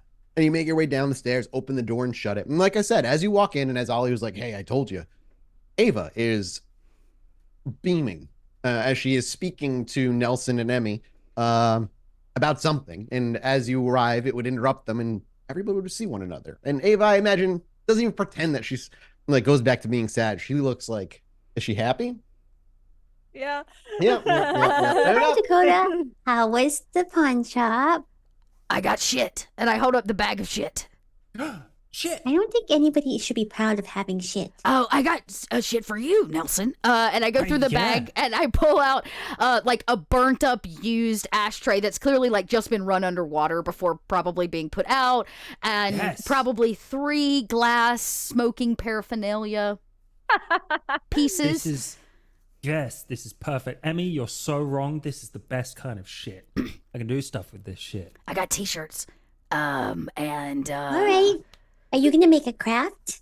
I love crafts. actually, Emmy, you're the perfect person to help me with this. Yes, I am going to do a craft, but not right now. Ava, what did you find in your book? Because she looks at you real sneaky like, why are you beaming from ear to ear? We didn't find much yet. I was just busy catching up with Nelson. Catching up? Yeah, it's been quite a few weeks since we last saw him. And So I you was look catching up. so vapid. Yes. Vapid. Glowing, one might say. Yes, Nelson, that's one of the words of the, words of the day, vapid. Oh, I'm sorry. Is my vocabulary too big for you, Nelson?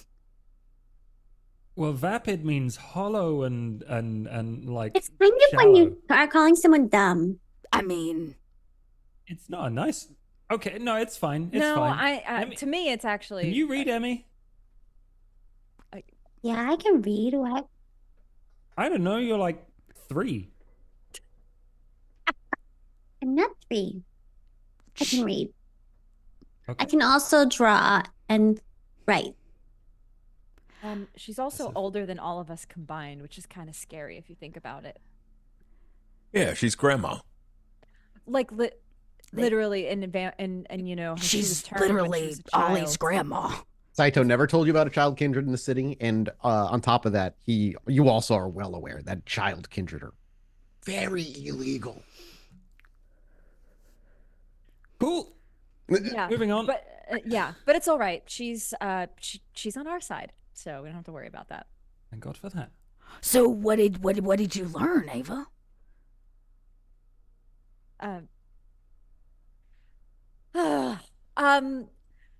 Well, Dakota, you are a person who often comes up with a lot of great ideas, and you are our ideas person, right? You're the ideas person of the group. Did not know that, but But every once in a while, myself or Ollie will also come up with some great ideas. do not deny. And as I was catching up with my boy here, I was thinking what way to speed up him looking through this book. Because, this could take months, years even, to try to find what's in this book. You don't have to right? give us a sales pitch, Ava. Just tell us what you want to do. I know she's taking so long to tell this story. Just tell us what you want to do. I think we should take Nelson with the book to the Hikata, who can talk to Saito, and have Nelson talk to Saito and see if they can he can exchange information to figure out more about this book. Dakota looks to Ollie. What did I fucking tell you? Okay. It's like almost to the letter. Exactly what's happened. Yeah, that's what he said. Okay. Well, it's not a bad plan. I mean, in all the plans you've ever had, Ava Eloise, I'm not going to discredit this one as an option. Wow. The plan person of the group telling me I have not that bad of a plan. I mean, what are you going to ask him for the secret code? Oh, well, I mean, if... You've talked to him multiple times before. Yeah, but not about the book, not... I mean, I don't even... How are you gonna talk to him without both Sybil and the Antediluvian knowing?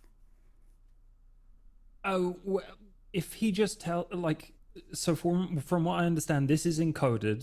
So partially it's just quick notes, but it's also encoded in parts when he had the time, right? So he did that by having a key, like not a literal key, but another reference book that makes it easier to decode. Basically, like the code is worthless without that without other the key, reference. right? But without the key. How are we going to And communicate with him? All he needs to do is tell us what the key is. Like it's not risky for him to tell us what the key is. Remember the lady in the basement, she has her own she deals with the dead, right? You were telling us about it. The morgue doctor, lady. Yes. Dr. Evelyn Cross. So you're not talking to Saito through the abyss. No, we're talking through some necromantic creepy shit. Well, if Ava doesn't say it, she might not even realize it. Nelson would absolutely understand, just because of Saito. Hakata, their powers come through similar means of the Lasombra. They come from the abyss. The abyss, yeah. It's still technically messing with the abyss. It's different though, I think, because one is shadows and one is ghosts. It all sounds hokey pokey to me. So you know what? I look to Ollie, knowing the conversation we've just had about Ava needing something to like lift her spirits. And I look to Ollie with the biggest puppy dog eyes, and I'm like, I think we should let her try. What do we fucking have to lose? I think If you don't, she's probably gonna do it without your help anyway. Right, so we might as well support her and make sure it goes over well. Yeah, that can you, all right, so let's say that Ollie is 1,000,000% on board. Can I at least get like a worst case scenario here? Like what is the worst case scenario? Worst case is if the Hikata does something fucky, which that would really only mess with Saito because we're not ghosts, right? We're not ghosts. Okay. I don't think we're ghosts, but like either the Hikata does something fucky, or what was the other thing? I was going to say another thing. There was another thing. I mean, it's fine. Is this like a talking to the dead kind of thing? There's got to be repercussions to speaking with the dead. Maybe. I mean, Do we trust this woman? You don't know, really? What? I mean, do you know her? No, I don't know her. She seemed very nice. She is not in the Camarilla, from what I know. So she kind of falls out of the law, so I don't think we'll get in trouble for doing it. What does she want in return? She doesn't really want Nope, that's anything. suspicious. Nope, I don't trust that. Everybody wants something, Ava Heloise, and she's going to ask you for it after you go through the very tough process of speaking with the dead. So maybe just find out what the deal is first. Give her cheesecake. Oh my god. I mean, I'm fine having a boon or something for this. You always say that till you have it, and then you have to live up to the boon. I don't know what else a Hecata wants, really. Well, maybe you should ask her before you actually try to speak with Saito. I did. I asked her like what she would want, and she's like, I don't really want anything. Maybe knowledge or something. If she like, I could bring her some info on something, but she just said, come bringing something that the dead person owns, and I'll do it for you. That's all she said. So, Ollie, tell me that doesn't sound sus. Emmy, come on. Nobody does anything for free. So I'm just no one saying, does anything for free. before you shake hands on the deal, maybe you should just see what she's gonna ask of you. Do I need to come beat it out of her? No, it's fine. I will ask. I will make sure. I will triple check and see what, I will even, I won't let her do it for free. I'll offer I could dig up some dirt on her. You can try. Again, she's just like a doctor who has a mortuary. There was some, I think she has ghouls or retainers or something, because there were people working with her, and they were like kind of in the conversation with us, so they obviously know what she is. Look, I can just go. I can go through the Nos network. They got knowledge on everybody. They got the skinny and the dirty on literally everybody in the city. So, if they're a kindred and they recognized, someone's got something on her. Yeah, maybe there is something secret she's hiding. But look, it's an option, and I am willing to do it if we really want to find out what's in this book. I think that's a good option, is to go to the source. So I'm actually not completely against this plan. And not through Sybil. So that's another win. Yeah, you know what? Hey, Ava, can I talk to you really quick about this plan over here in private where nobody can hear us, just really quick? You want to go upstairs? Wherever is like upstairs. The basement ain't that big where you're at. Yeah. If you head upstairs, you actually catch Zach closing up the shop for the night as he gives you a wave on the other side of the door and walks away. Oh, fucking Zach.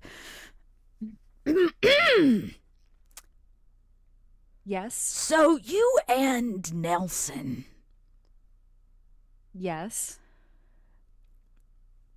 You called him your son. Yes. But but he's not. Yeah, he's not. No, he seems more like your crush. Oh, we're going through this again. Like, this is like Grant, when Nelson first walked into the bar, and Grant was for some reason getting jealous of Nelson. No. What is it with everybody and jealousy tonight? Damn. And I say that very openly to Ava. I was like, no, I'm not talking a jealous thing. I'm just saying, you have had a few tough days. And,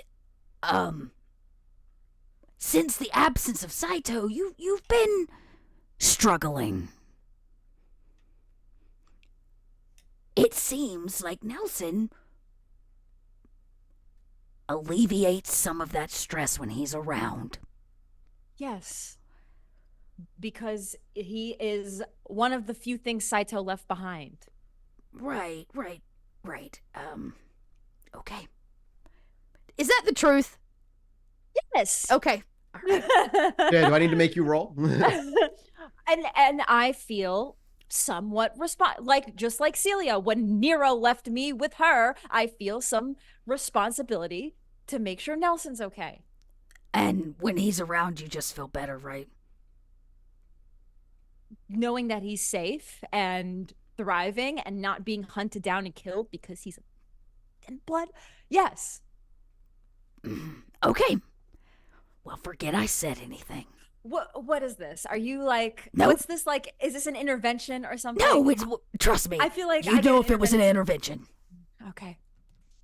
I just was curious because when Ollie and I left, you were a little low, and upon return, it seems that maybe you're excited. Yes. Because I get to see Nelson again. Oh. My child. Okay? I already lost one. So Okay. I'm happy to have another. Okay, yep, child. That being said, I've had an idea. On mine and Ollie's walkabout, I thought, now that you're full Toreador again, if you would, maybe it's time for you to get back to your roots. Back to my roots. Yeah, with Sienna.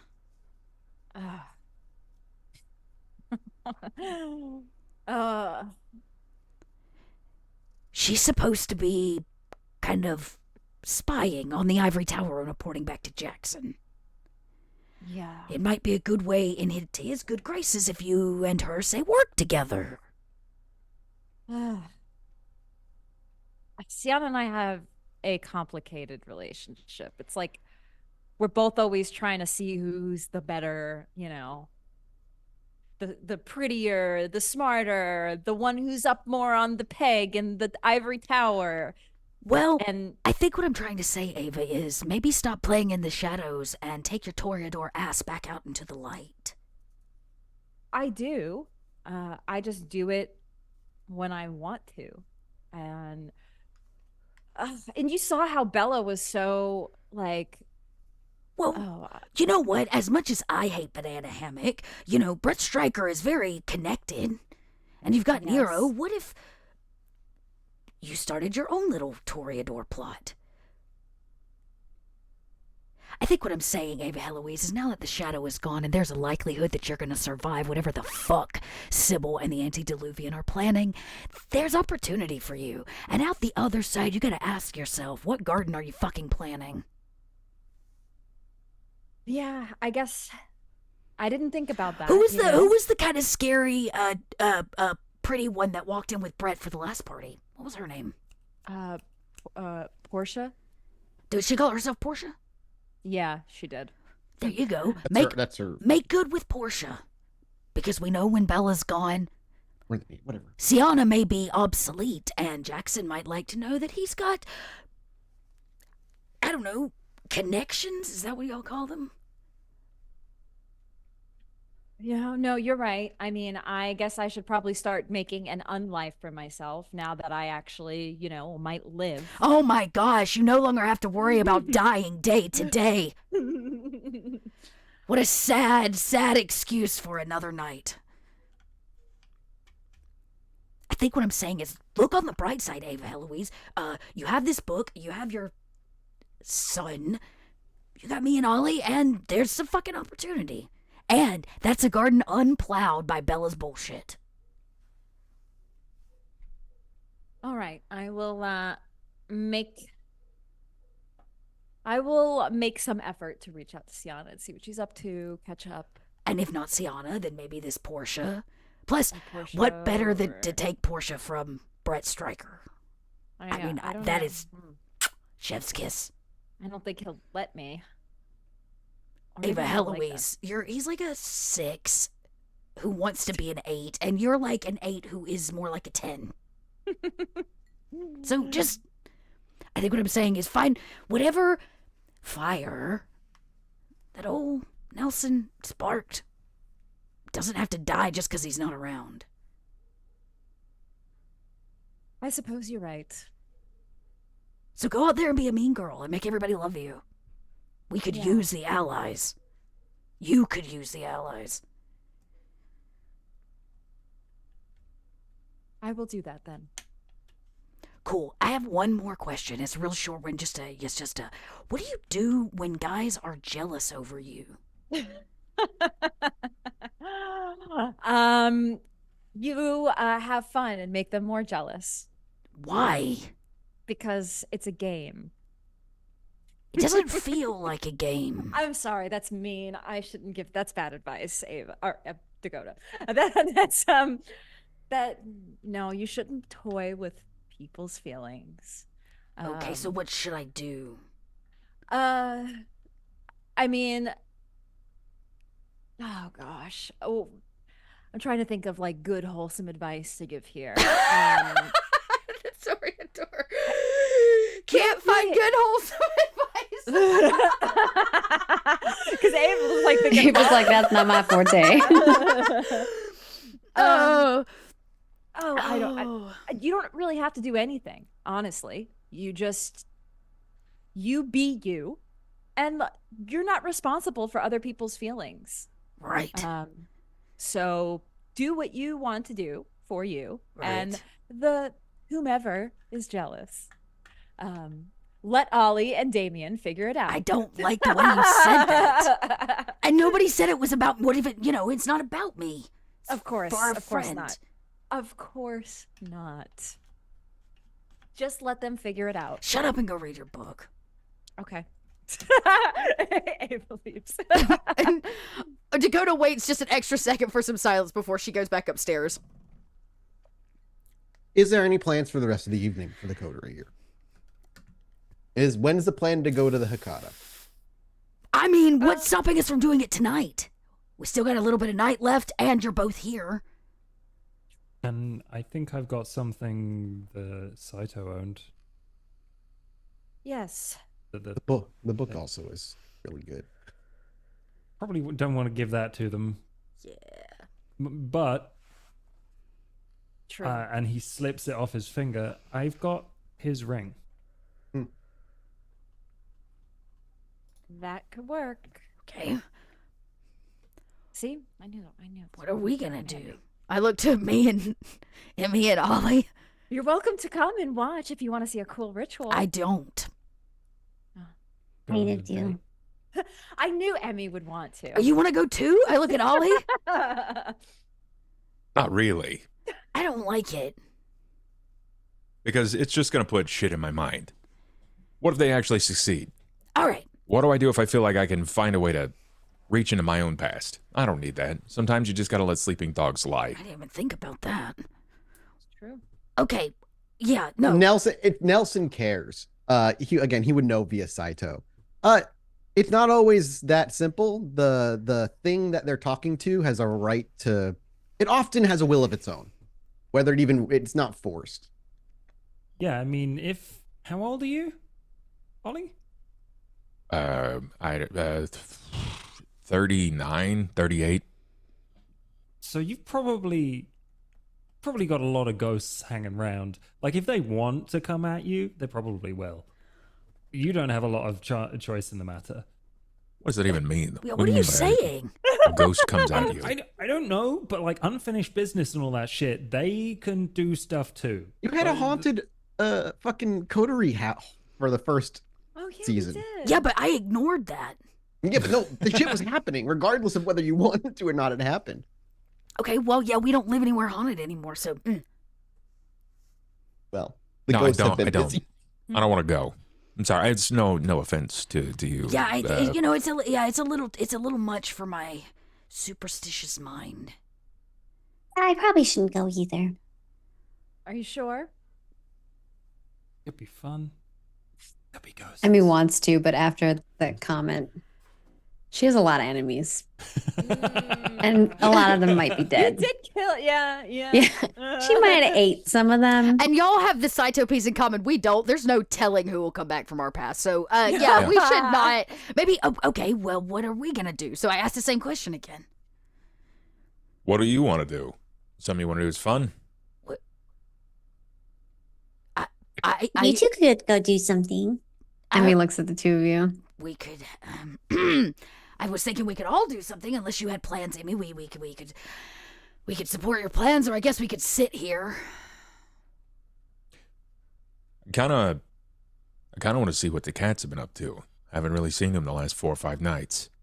Has Amy met the cats? I don't know. I don't think so. I mean, you like cats? I mean, some cats, if they're nice. They're pretty nice. At least they're nice to me and Dakota and Ava. Well, tonight is technically, I think, for the week, because it runs a week, the last week of the gather. So I guess I could swing by, come see how the cats are when I'm done. I mean, I don't think it's going to take very long. I just wanted to drop in and see them and pick something up from the basement of the bar. What? Just something I got laying around. It's all right. We're allowed our secrets, right? We're allowed our secrets. I feel like so many are coming out tonight from every direction. Okay, you know what? I'm gonna go run, check on the gather. Plus, I need to tell them that Elysium's coming and they are all supposed to fucking be there. And then, Well, good luck. then I'll swing by the bar and see what your big secret in the basement is. It's not creepy at all. Yeah, that'll be swift too. Just Yeah. grabbing something.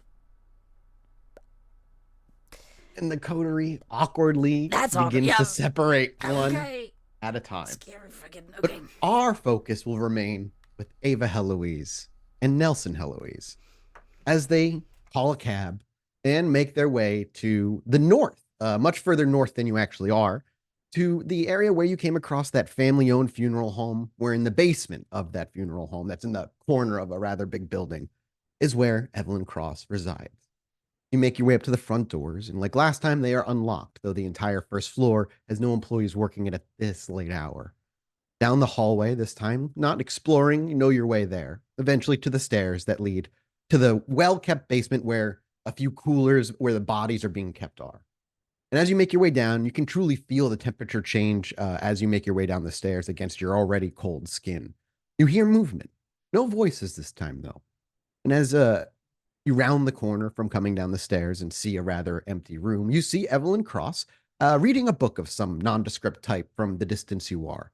But instead of having other people around like ghouls or whatever you believe them to be last time, instead you see two very clearly fresh corpses with a towel, or rather like a more like an apron or a bib tied around their waist for decency's sake, as their jaws are slack ever slightly. Their eyes don't seem to be looking in the direction that they're operating and moving, as one is sweeping the floor and another is moving boxes from one shelf to another. Oh. Evelyn Cross does not hear or notice the two of you come in. I mean, that'd be Nelson's definitely probably first time seeing corpses animated like Oh this. God. Ava's Yeah. too, I think. Yeah. I just looked at, I'm like, well, this is new. I didn't see this the last time I came here. I've seen this before. That's so cool. This is really creepy. Never have to sweep the theater again. Don't get any ideas. But what if No, sack but no sass? don't even think about it. I walk down the stairs and I'm just I clear my throat loudly. Dr. Cross? As you do so, she, with a slight startle, looks up from her book. And as she sees you, there's a moment of recognition. And it takes a second. Oh, Ava Heloise. Am I right? Yeah, please come in. She closes the book. I apologize. I was lost in a good book. She puts it on a nearby, those, what do you call them? Those refrigerators like that hold the slab, the morgue slabs where the corpses are. She pops one open. It's empty completely of any body. And she just kind of puts the book there next to a couple of other books. I wasn't sure if I'd see you again. And I'm, consider me pleasantly surprised and with somebody new. Good to meet you. And she reaches forward for you, Nelson. I'm Dr. Cross. I am Nelson. It's good to meet you. You as Doctor. well. She looks you up and down and back to Ava, and kind of just like waits for you to say something. I hope I'm not interrupting, or was interrupting your evening. She just waves away with a smile. No, not at all. It's been a slow night. I did want to return to take you up on your offer. I brought Nelson with me. He's my child. But he's also the person that I told you about, also knows him. Yes, And that's right. yes. Dr. Are you? Shuichi And Saito. she looks to Nelson. Are you aware of what we are? And she looks to Ava with like for confirmation. We might be doing tonight. You have a pretty good idea. I've only heard about it in theory. Well, it'll take some time. Usually about half an hour or so of your time will be required. And I will make it known up front that spirits are not enslaved or forced to do anything they do not wish. Whoever it is we're looking to bring back, if they choose to not, then I cannot do anything to force them, or at least I will not do anything to force them. It's not how I operate. Yeah, that makes sense. Do you have any Um, questions? Yes, one question. I know when we originally chatted, you offered to do this really just for nothing. And look, I can't say, being a kindred and being in this life, it's very rare that you come by people wanting to do things for free. Seeing where this conversation is obviously going, she smiles and again dismissively waves it away. I don't want anything from you or you. And she looks to Nelson.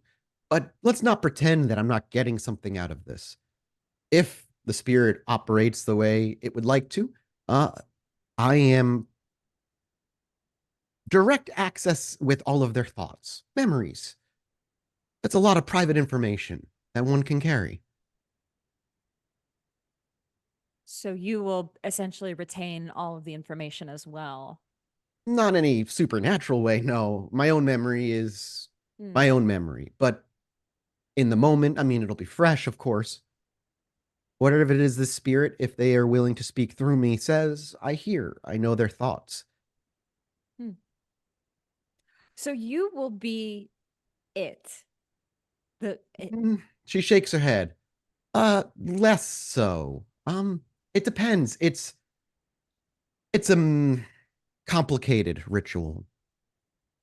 Kind of expected to see like an apparition. She giggles and shakes her head. No, that's rare and mostly folktale. Shame. Okay. With that understanding, are we still okay? Yes, I'm okay with it. Again, as long as there's no secret like gotcha. Oh yeah, we'll do this. Here's the payment after kind of thing. She puts her hands up. None, but there is one thing, and she turns around and she walks away maybe 5 feet to the same open slab that she put her book in. She pushes some of them away and pulls out a clipboard, the one she was carrying around the first time you came here, while she was speaking to the other people. And she walks over and she has 2 pieces of paper very clearly on it. And she goes, consent forms, understanding the risks that are going to happen, the private information that may be shared with me through these spirits, to understand that the risks associated with it. Take your time to read it. No rush. I am not a ventru of any kind. Please, this is as simple as I could possibly make it. And she hands it over to you. Okay. You're welcome to Intelligence Academics it if you'd like to roll. Yeah, I think I'd I love will. Please yeah. And Saito just Nelson says out loud, Saito would hate the idea of someone being in his head. Well, there Yeah. are. Oh, sorry. Yeah, go ahead. No, I was just agreeing. Oh man. Looks great, Ava.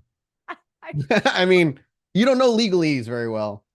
So with Crit. 1 academics, but a critical, a 10. Half a crit. I mean, you read through it. It is literally less than a page long. It's 3 paragraphs, and it seems to say exactly what she says. She said it says. For Ava, you're too much of a buzz. This is too exciting. You're like reading it, but it's not really sticking. And at some point, you're like, yeah, whatever, and you just sign the thing. Yeah, yeah. For the audience, I rolled 0 successes. 0 from successes, a yeah. 5 dice pool. You just hear Dakota say, "At least there's a contract." Like- Yeah. Yeah. You sign it again. Nothing seems to be nefarious about it. There's no payment indications that you owe or anything. Once it's all said and done, as you both sign it, is there any questions, or does anybody hesitate to sign it? No. No. I just so actually no, I'm not gonna. If Saito comes through her, I won't do anything. I won't kiss you or anything. He and I had a relationship, so just know I'm not gonna do anything that crosses any boundaries. She takes that with a pleasant, like, customer says it- service smile, you know? Ava says it Okay. jokingly. She then goes on to say the ritual it will be two-part. The first one will take the least amount of time. However, when the ritual is complete, depending on the spirit and lots of mumbo jumbo about the abyss that is difficult to explain, it could take anywhere between minutes to multiple nights for the spirit to arrive. Once the spirit arrives, we move on to part 2 of the ritual. Luckily, where we're situated, the veil is thinner than most places, and she kind of gestures to existing in a building of death nearby, in it. But depending on the spirit itself, it still could take some time. So if it seems the sun is to rise, she gestures to the empty refrigerators. They are sun-proofed, and there are no windows that lead down here as well. Oh, great. If needed, but you could always leave if you choose. I will be locking the doors and closing the area down until the ritual is complete. I see. She, once it seems okay, she walks up the stairs, and you can hear her locking the door before she shuts the front door, making sure it's secure, making her way down the stairs. If Nelson and Ava wanted to say anything, you have like 5 minutes here, but other than that, she comes right back down. At the mention of locking, Nelson panics for a moment. I don't like not having an escape route. Yeah, I agree, but I think it'll be okay. Okay. You can kick down the door, right? Yeah, I'm strong. Yeah. Yeah, that's probably fine then. We should have brought Ollie. On that, you can hear her footsteps down the stairs, and as she arrives with a pleasant smile again, she reaches kind of just jet open to the open air. I'll need something that belonged to the individual. I hand over my ring. She takes the ring, and it's pretty heavy. And she looks at it. Is there anything notable on that ring? Symbol wise? There's probably the Tremere. Okay. Symbol. So she would see it, and she notes that she takes note at the symbol. Tremere. They are tricky even after death. She situates herself on the floor, places the ring gently on the very clean concrete, and looks to both of the corpses that are walking around cleaning. You're finished. You're finished. And you see them simply place the box down and put the broom away, go back to the slabs that are empty, situate themselves on it. And as they lay down, just before their head hits it, you can actually hear their entire bodies go back to being totally stiff. And they land and they go back to being plain corpses. Wow. It is going to be, you're not, I know, a silly question. You're not squeamish, are you? Only a little bit, but I think I can stomach it. As she places the ring on the ground and she sits down, crossing her legs, she reaches behind and pulls out of her like rear pocket just a small scalpel, like a medical scalpel. And she holds her own hand over the ring before, with some force but elegance, slices a large gash right at the base of her wrist. And as she holds her wrist over it, she does not wince. Not a single ounce of pain seems to be registered. You see her tighten her hand and squeeze as the thick kindred vitae begins to ooze out of the wound before dripping and covering the ring on the ground. After a few drops of blood, you can watch the wound heal naturally, as it always does with vampires. And she brings the fetter from the ground, smearing the blood, covering all sides, corners, cracks. And when it is all done, she simply closes her eyes and seems to disconnect from the current present. And I will now make a roll. First 1d10. Then, okay, good. She doesn't get any hungry. Yeah. She fails. She might. Blah, blah, blah.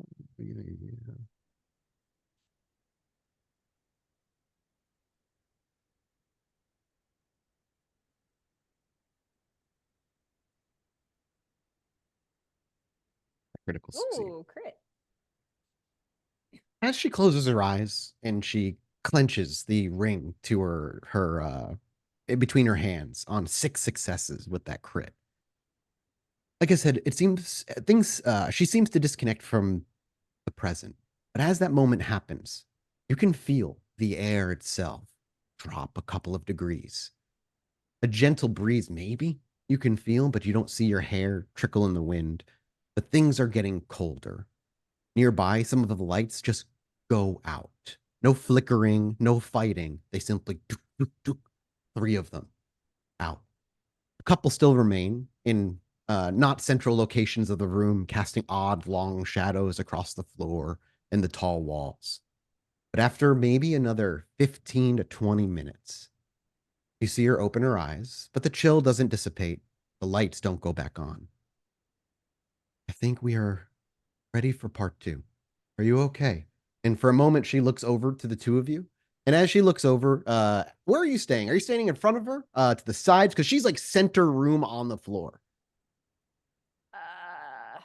Probably in front, right? Yeah, like near her, like kind As of she right in front opens of her her. eyes and looks to you, you see something familiar, Ava. That cloudy kind of film that covers her eyes. You could still see every once in a while a glimpse of her iris and her pupil underneath it all, but a constantly shifting fog seems to cover both of her eyes. If you two both say you're okay, we move on to Yeah. the next one. Yeah. She reminds you this will take a little longer. Be patient. Okay. I brought snacks. Cheesecake let's- Nelson.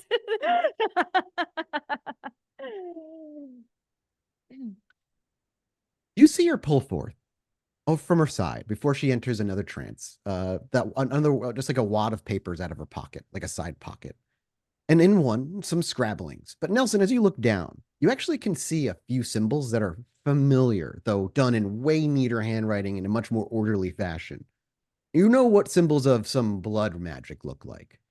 And as she pulls out a piece of paper and unfolds it, that's all creased all over the place, she brings it over to the ring and wraps the ring in that paper as it crunkles and makes a loud kind of noise. And you can see the blood begin to soak the bottom of that piece of paper with the ritual.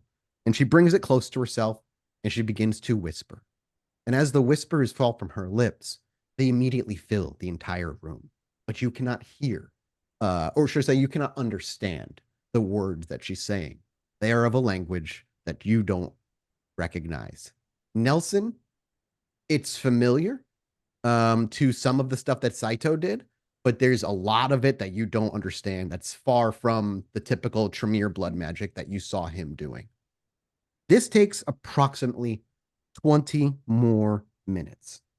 And I make one more. And as she finishes, whispers, she places the crumpled paper on the ground, and you watch her open her mouth with her own two fingers, reach into the back, and with a crack and a wiggle, she pulls a molar. She places it down on the paper, whispers something again as it fills the room, before she opens her mouth to the other side with a notable crack and a pull as another molar slides out from her mouth, and she places it and does the same thing. 20 minutes pass, and I will roll. 1, 2, 3 successes. Thank fucking God. Make sure. Saito. You've heard this description before.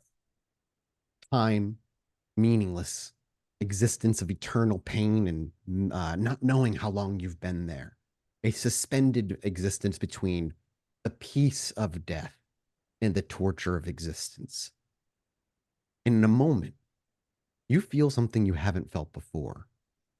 When you've been pulled, shall we say, from this existence, it has been never very forceful. Sudden, certainly. Surprising, yes. But never with any physical, or at least in terms of how viewers and we can see it, any sort of physical force. But suddenly, you are snatched from this purgatory of torture. But you feel your own being, whatever's left of your spirit, travel through the realm that you've been stuck in. Instead of taken from it and placed or pulled into visions or the skirts of the abyss, Now you're being pulled through like a current that's captured you by your feet. The abyss is drowning you, traveling, pushing you further from where you've been kept. It's almost as though you feel freer, aware that you're being moved, but still time means nothing. And as that eternity of drowning in this current, pulling you from wherever you are, suddenly stops, the abyss is no longer around you, but instead a foggy haze, a mimicry, a mirror of reality and of some kind. You see a clean basement with a few figures there, though the details of them are hard to make out. A fog crawls across your vision no matter where you look. And the actual physical things around you, the slabs with the corpses, the refrigerators, it's like Alice in Wonderland. The sizes make no sense. Reality, as you see it here, makes no sense, but it feels entirely different than any other time that you've been pulled from that torpid purgatory. A voice in your head simply makes a request. You don't understand the words because it's not words. A sentence doesn't happen. But you understand the intent behind it, an offering. Would you like to return to the physical world, even if temporarily? You have the opportunity to take that now. And you know it is coming from the one the figure sat down. And let's be honest, Saito knows blood magic. He's still Saito. You could probably not necessarily know what exactly is happening, but certainly know that blood magic is probably at play. Confirming maybe to Saito, now that he's been pulled from the throes of whatever purgatory he's been in, you would be considered, I don't know if Saito would use these words, but you would be considered a wraith. Vampires it doesn't happen often, but vampires can, when they final death, the sliver of them that's left, the souls left, can become a wraith. It is possible. It's not common, but it can happen. He thinks and feels a sentence back, which is interrogation. Why? When that you send that back, there's not any resistance to it. And after you ask the question, there's not a rise of anger or aggression, but instead a feeling of peace and calm. It's a feeling of familiarity. That's the answer. Something feels familiar. Something familiar is looking for you. Saito is not one to miss an opportunity like this to try something new. He accepts. In that moment, the world around you clears. You're on the ground, sitting down, but you still feel a little distant from being there. Almost like oh God, what was that Jordan Peele movie? The first one, Get Out? Nope. No. To get the one where the T spin, they go to the dark place. That it's that very similar to that. You can see the reality around you, but you don't have any influence. The voice in that seemed to be reaching out, that feeling, is now much clearer, speaking in sentences. You can hear her, and she too can hear you. Whether Saito probably doesn't understand that at this moment. But more importantly, beyond seeing the room for what it is and seeing reality for what it is, you also see what that familiar feeling must have been. Ava and Nelson.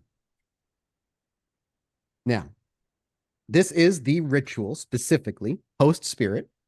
You are able to force yourself to take over the body with a contested role, or you can converse with her and she can pass along messages. And initially the plan is simply for her she's going to be asking you questions. But I just want to know if Saito immediately tries to take over.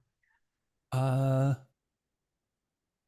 think with Ava there and Nelson there, he wouldn't. He would ask if he could have control. Okay. Before you can do that, our perception pulls away from Saito's and back into the reality of the physical world, where our camera is able to see the whole scene as it is instead of through first person. And after about 20 minutes, she speaks finally to Nelson and Ava. He's here. He's here willingly. That's good. Well, she opens her eyes and that fog has not been removed. You have your opportunity if you would like to ask questions. Yeah. And Ava kind of flustered for a moment, but she keeps her composure. Saito, we need your help, and I'm sorry I'm pulling you, trying to grasp at things once again, but we have questions about your journal, and it will help us. In that moment, as you ask to take over, you feel a resistance, seemingly telling you your answer. You hear all of Ava, her question and what she wants. Okay. What does Saito reply?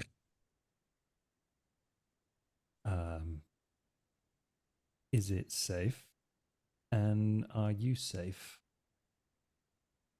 She would say to you, he's concerned about your safety and the safety of the, is it safe?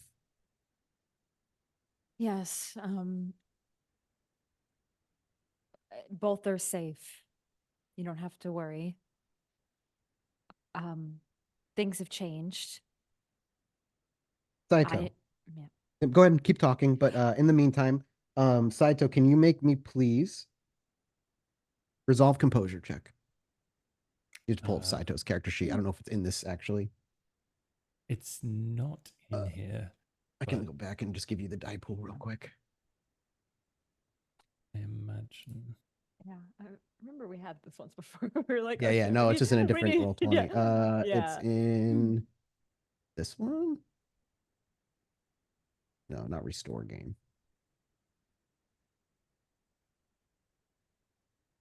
Let me see if I can transport it over. Yeah, yeah. Let me see what I can do with Roll20. I should be able to. Okay.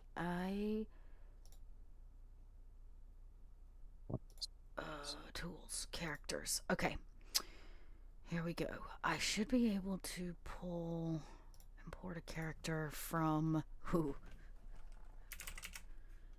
Nope. Okay, I've got it. You got Okay. it? Okay. Got an old PDF. Hey, nice.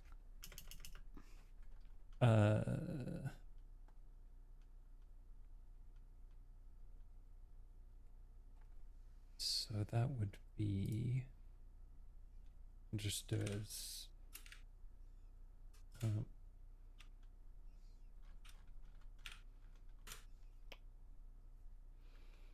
Two successes. As you can hear Ava speaking, and maybe as she rounds to the end of her question, a sudden feeling of drowning returns. A fight just to remain anchored where you are. The current seems to sweep you from your waist, not your legs, and this time you struggle, but as the moments pass, how many seconds was that? Was it minutes? You realize it's barely been a second as Ava finishes her question.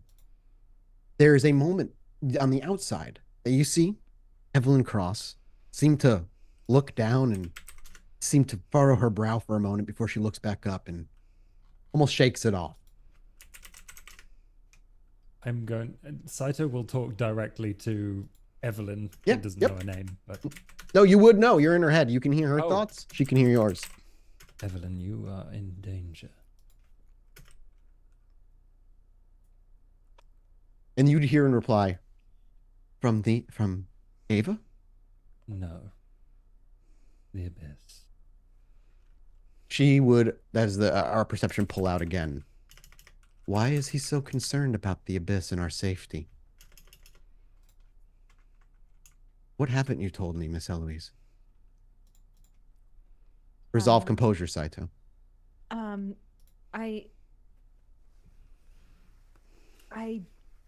I don't know. Yep, manipulation subterfuge. Yeah. 3 successes again for Saito as he resists. And the same thing again. You feel that pull, the disappearance of linear time. But it all disappears again as, oh, you're back. Ava, she doesn't seem to notice. She doesn't seem to push any further than that. Of course, Saito, you hear both sides, her asking Ava and Ava not saying, Saito correct? We need, if there's a key to this, we just need to know what it is, please. It's really important. We need to figure this out. What does Saito do? And he's heard the question. Does Saito want to, does he push to, Yes. Oh, sorry, what was that? Did he hear what I said? Oh yeah, you can hear her as she's speaking. You exist. great. You get all the sensory parts of the body. You just have none of the motor control. Okay, great. He just quickly answers that question. It's a long answer. Giving a key to the understanding of your journal's ramblings is something that cannot be done in a minute, 5 minutes. Hell, it might take longer than a day's time. It's at that moment the second pull happens, and you on the outside watch Evelyn again look a little concerned. This time, instead of looking down, she just blinks a couple of times. Wits awareness, Ava and Nelson.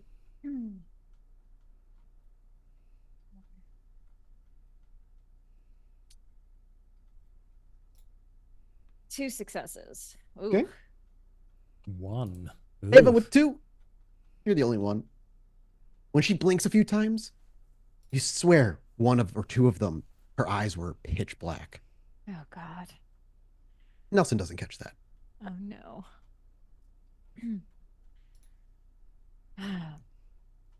So the response would be like from her, she'd say, "It's a lot. I don't know if I can. It's too much information." As Nelson is probably just like rambling off what means what and what, just trying to get it out. Does Nelson want to push to take over the body again? I mean, you mean Saito?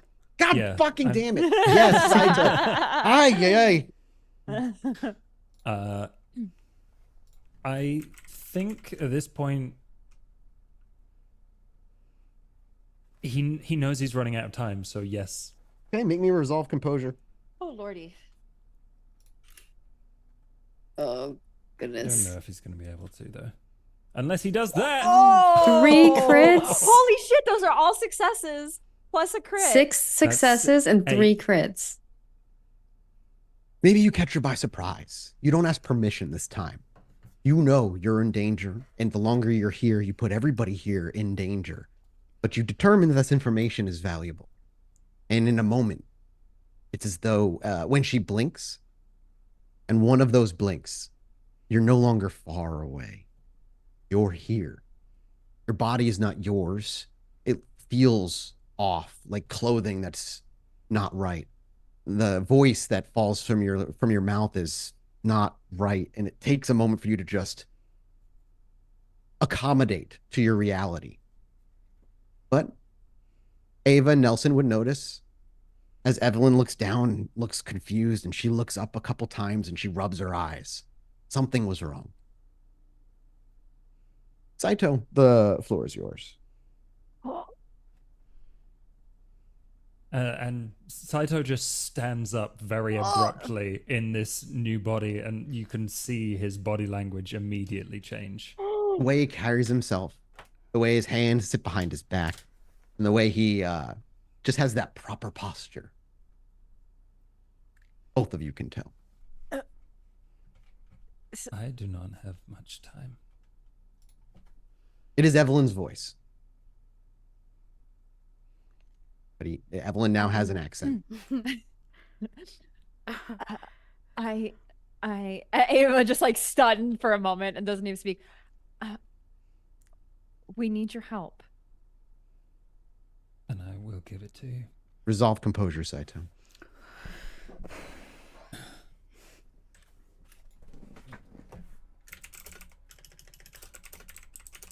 Let's Another go with the crit. crits, baby. Saito wants There's- to stay, boy. There's not merely a moment where everything vanishes, but you feel it instead. You're able to maintain a conscious connection to the reality around you.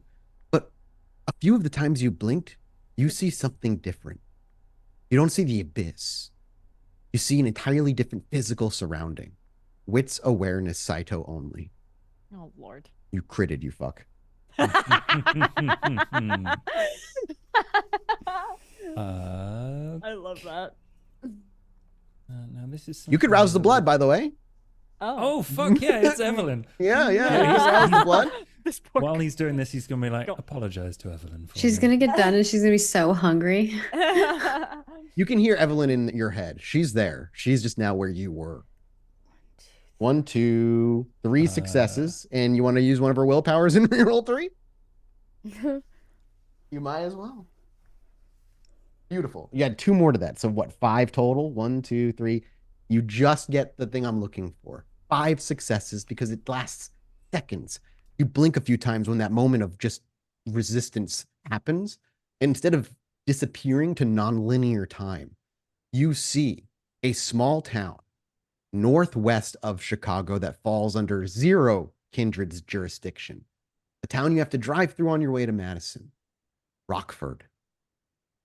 And it's more than just a familiar Rockford building that Saito has seen in his many journeys to Madison and back. But you see 2 figures. One is an unknown face, dressed to the nines with a fitted suit. The other is Mr. Vitale.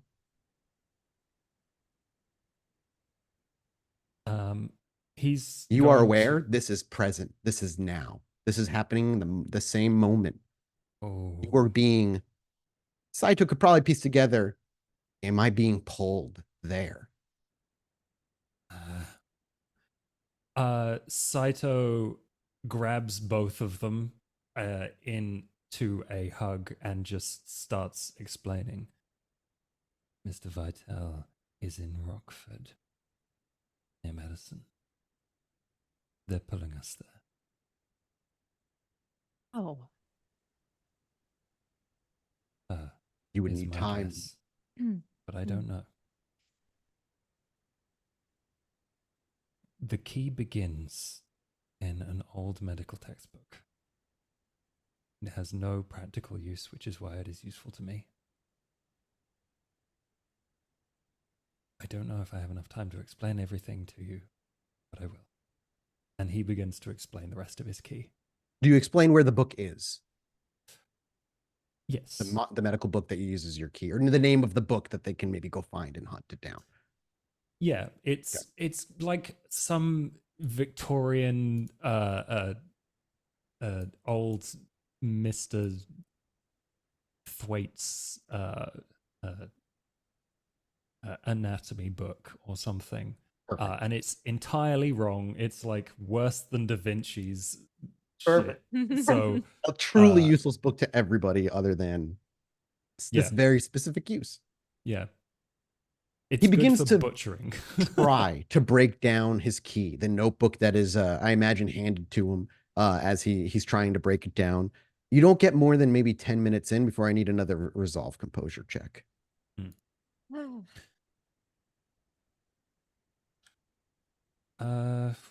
Can he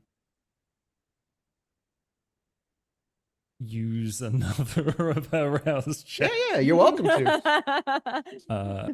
That brings it to 8d10, which only Wow. leaves me with 3 successes though. So Do you will use another of her willpower? Or not? Can you willpower me? I'm assuming he's not finished explaining everything. No, God, no. 10 minutes is not enough, but it's at He least said a it could start. take you days. Yeah, because it would be way easier if they also had the book on them as well. 5 successes. You still, as time goes, while you level of resistance is maintains an equal level of strength, it becomes harder and harder and harder to resist every time. And this time, even with 5 successes, you see nothing. It's the abyss again. A slip of consciousness, not knowing how long you're gone before you're once again back in Evelyn Cross's eyes. But something feels different this time. Your mind is a little foggier. You're not sure if your thoughts are clear. Evelyn is even able to assert herself for a moment. Something is going horribly wrong. I'm going to end the ritual. Before she can start, Saito's back in control.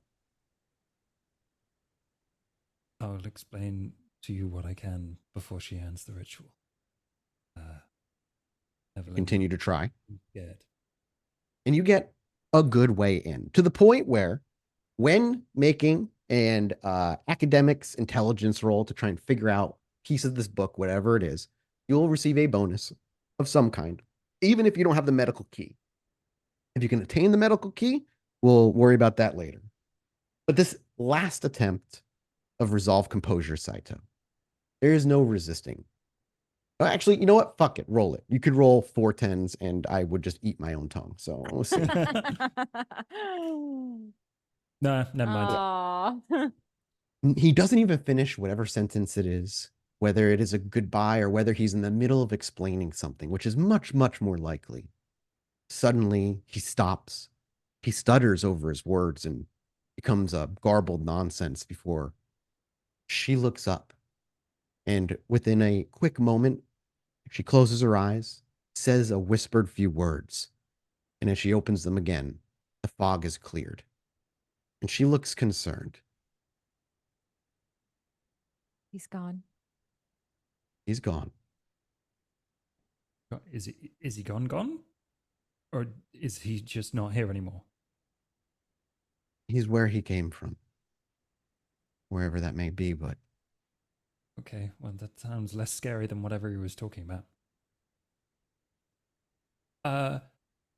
I'm sorry. He just kind of barged in a little bit. And he roots through his backpack and brings out like a blood bag.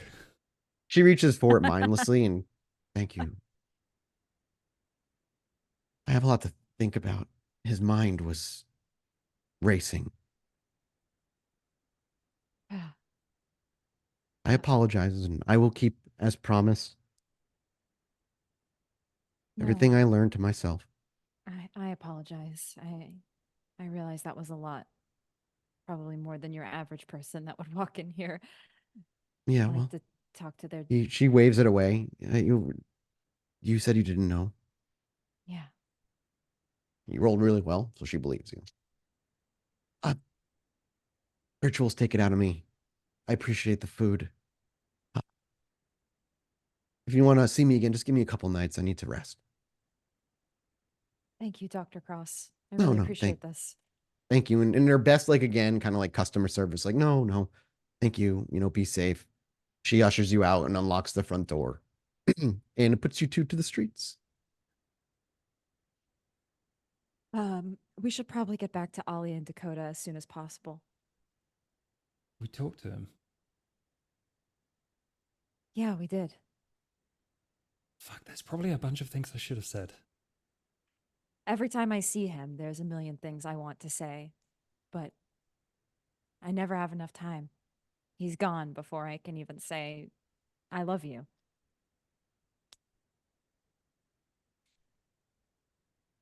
He knows. Just having him there with you, and it was the closest thing I'll get to. I'm not even going to say it. To what? I don't know, having some weird family.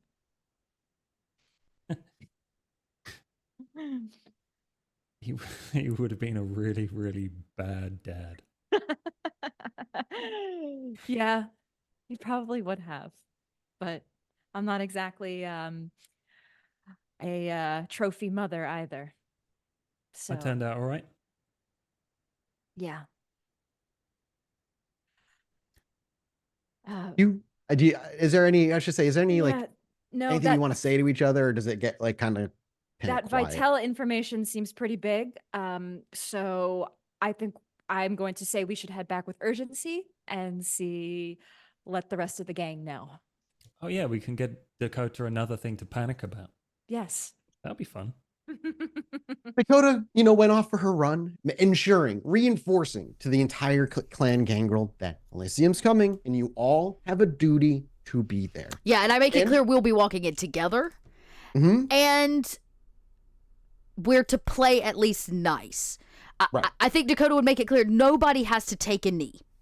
Dakota takes the knee for everyone, right? But you probably get a couple grumbles about playing nice, but there's a general understanding and comprehension as to why this is important. Okay, good. As long as they happen. understand, that's all Dakota cares about. Absolutely. Like you've been proving yourself over the course of months with these people. And I think this is the first time I've returned with the new piece in my hair. Yeah. Yeah. Right. Oh yeah. The thing that you put. Yeah, I haven't added anything to it yet. Yes, but that comes when the time comes. Yeah. That's something for you to do. It's when it's an important moment for you. So yeah, Dakota. She just makes the loop and makes sure everybody's good, and then I'll go back to the bar or meet. I think I was supposed to meet Ollie there for whatever's in the basement. Ollie was checking on his cats, and they have enjoyed the freedom greatly. They return every night to the building to sleep where it's safe.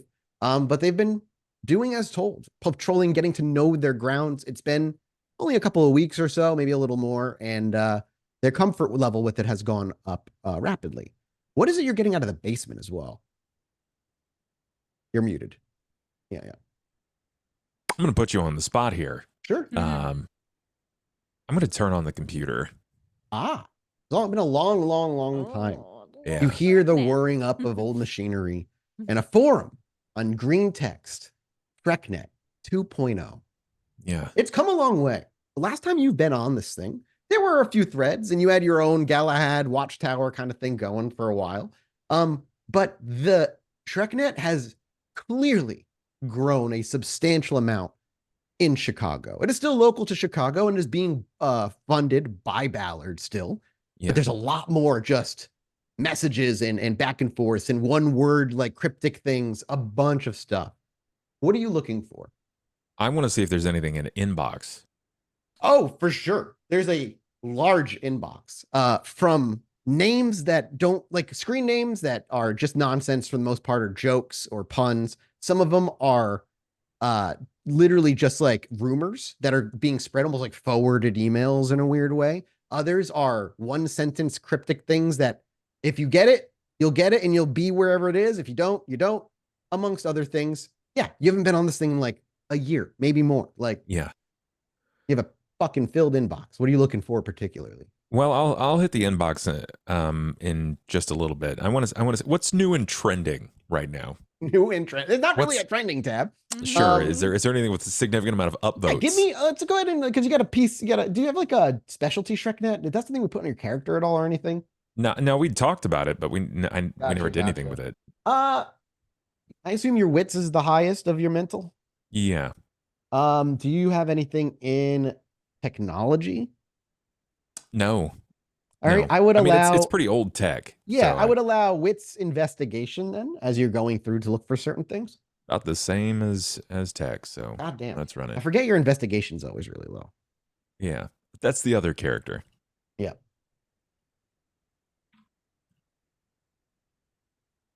One success. You got a success. Yeah. Again, you're looking for some patterns. I've got it. I'll willpower. Yeah, do it. Reroll 2 more. So 2 successes. All right, with 2 successes, you're going through. It takes you a while. You're looking for something, anything, a pattern. And for a while, it looks like you find patterns, but the patterns end as you begin to realize some of them are just talking about gang hits, and some of them are talking about political maneuvering on lower street level stuff, dukes and barons, dealing with the anarchs, what's left of them at this point. But in the past, let's say, month, there is another pattern that seems to surface. With 2 successes, it's hard to put together exactly what they're talking about, but there seems to be a general consensus that they need more eyes north of Chicago. They need more Nosferatu eyes north of Chicago. And that seems to be, that's what you can put together. Does it specify, like, is there any specification as to the reasons why there's Nos eyes needed in north of Chicago? A few things you can easily piece together. There's the typical NOS excuses of just we don't have enough. We don't have enough information. We can't operate at full capacity without understanding the entirety of our geography. And then coded words that you don't fully understand because you haven't been on TrekNet for a while. Right. Right. Sure. That makes sense. Then I'm gonna cold call. Just I'm gonna plan Fire a out couple like of a seeds. post, like a giant Yeah. post to TrekNet. Do you want to send that to me privately, what you're going to post, or do you want to tell me just out loud what it is? Sure. I'll send it to you privately. Okay, yeah, because depending on what you post, you'll get responses. So we'll leave that on the side then. Is that what you went to the basement for? That makes sense. That's exactly what I went to Perfect. the basement for. We'll just have it. We'll come to the point where Decodery comes together as we're in like the last 30 minutes of the show. Everybody files in at different times to the back of the Lights Out pub. When the last person arrives, whoever that may be, maybe we'll say it's Ava and Nelson, as they probably had to travel the longest distance to get to where they are back to the pub. The crew of the 5 of you is together, and some of you have some varying information. Who breaks the silence? I have no information. The one who went to go do the weird thing was Ava. I imagine Yes. most eyes are currently on Ava. So how did it go?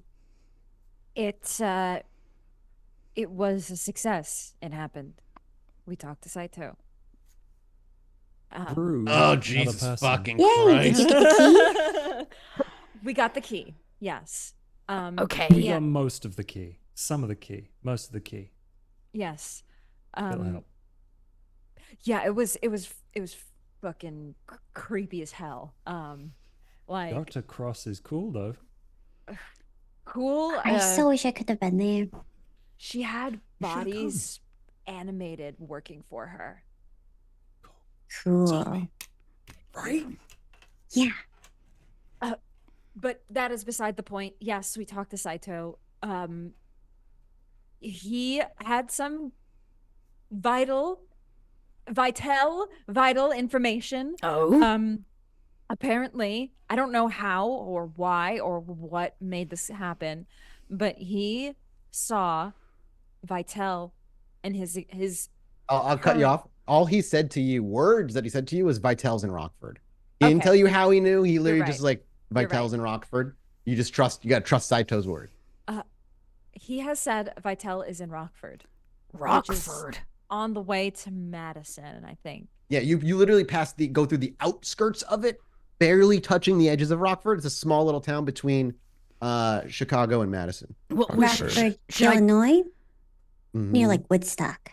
should I do a scouting run? You might want to, yes.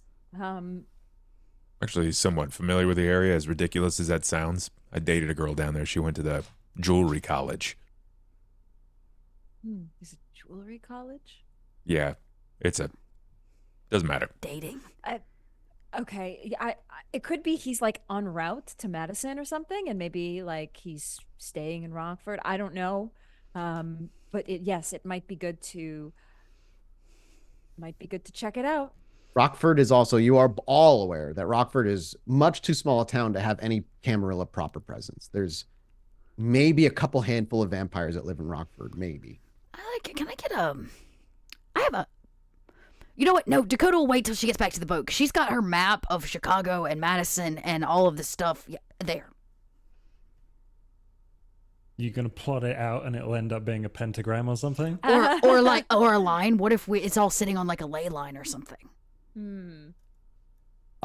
Immediately for those who are local, like Ollie's character, it's not a straight line. It's literally an L. You have to go kind of diagonal, and then when you get to Rockford, you basically turn 90 degrees and then go straight up to Madison. What do we know about Rockford? Does it have a certain industry? Is there a reason why he would be there? It's probably there because no one else is there.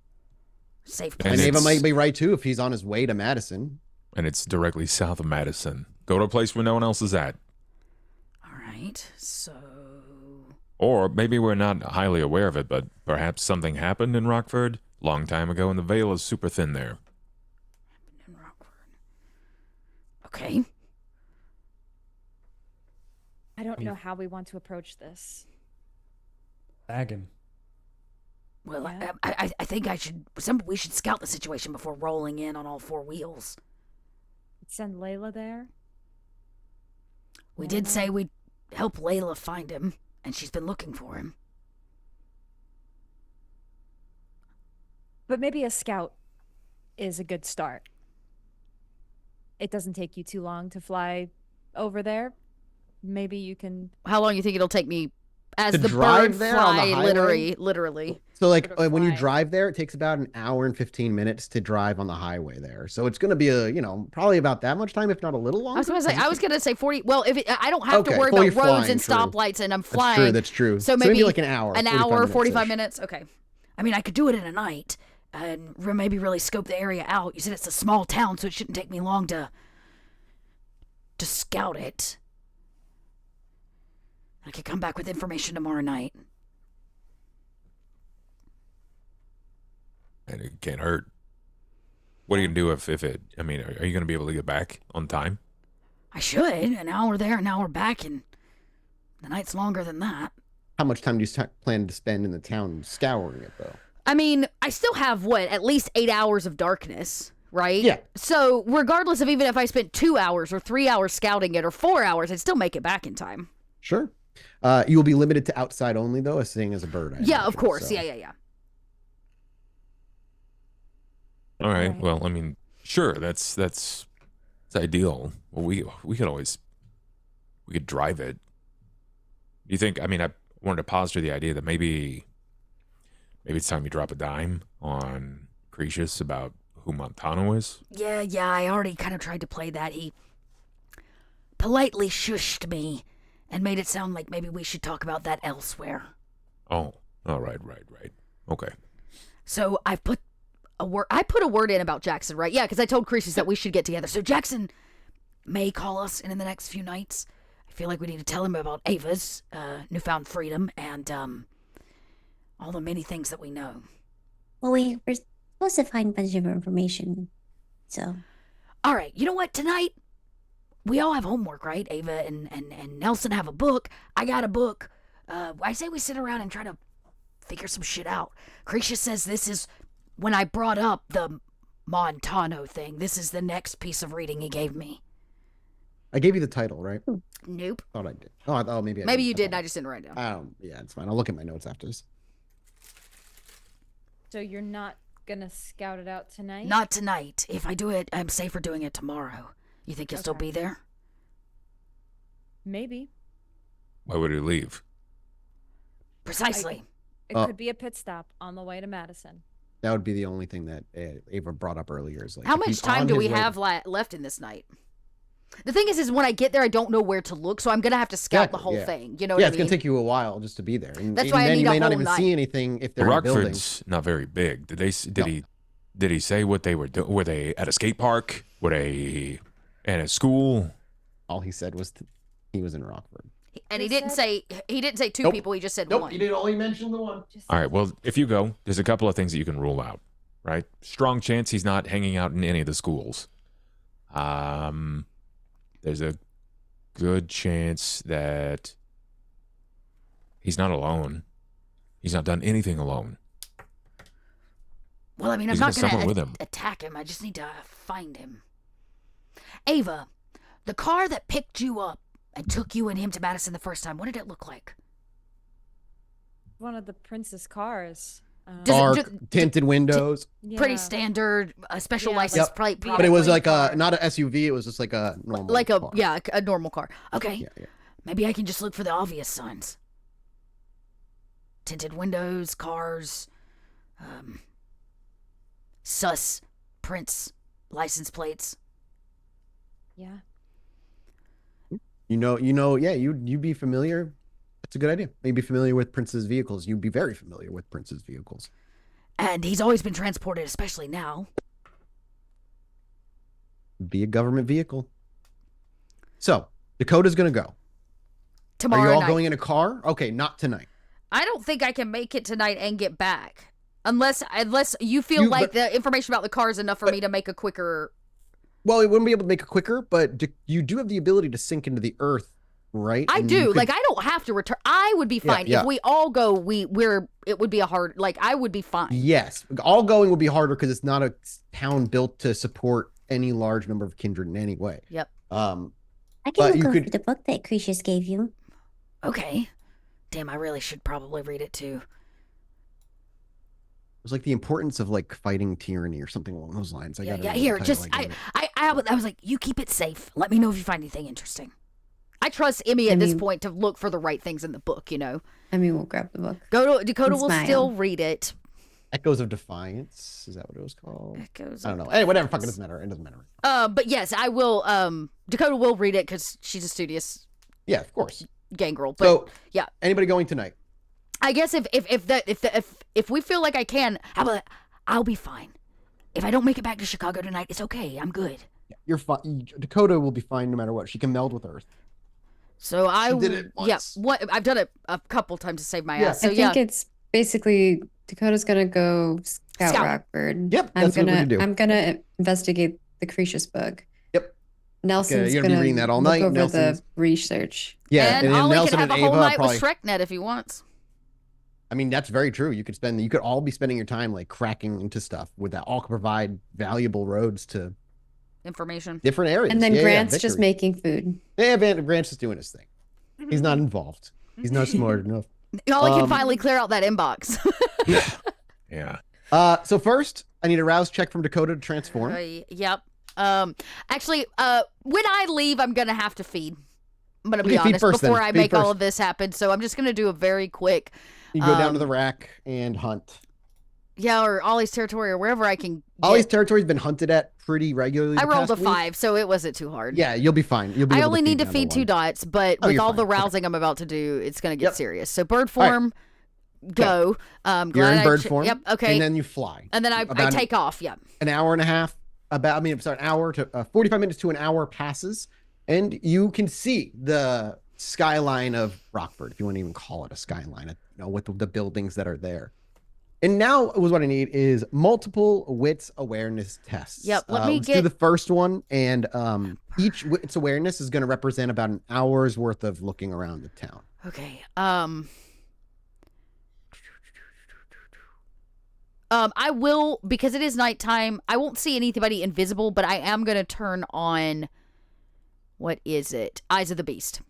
Yeah, absolutely. I Your don't- eyes would flare a kind of deep amber. Okay, there we go. It shouldn't really matter too much for this, but just in case. Mental.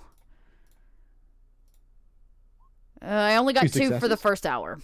Yeah, you could. Why did you not roll with any hunger dice? Oh, because you're in your. Because I'm in bird form, That's it just right, doesn't that's track right. it on the same. So I would have 2 hunger. So the last 2 dice Yep. would be hunger dice. All right, give me another one as well. After about an hour in without success, I think Dakota would opt to use the willpower, the 1 willpower point she has. Actually, you know what? She's gonna rouse again. Okay. Because I'm gonna add 2 to 2d10? this. Yeah. This could get hairy. Whew. Okay, good. I'll just wits, mental, 2, pull modifier, smitting. All right, I got 3 that time. Three? This one actually. So the last 2 would be hunger dice. Yep. I will use the willpower to re-roll Cool. 3 of those. Give me 3 more. Yeah. With a cumulative of a total between both rolls, let's see, A 1, 2 and a 6, 7, 8, 6. 8 Yep. successes. After about 2 hours, you fly over a two-story garage that you've flown over a couple of times. That is not full with cars, but has enough of them that there's a big variety of them. And the first time you flew over, you didn't notice, but the second time as you go over, one of those vehicles catches your eye. And the reason it catches your eye is simply because it doesn't stick out.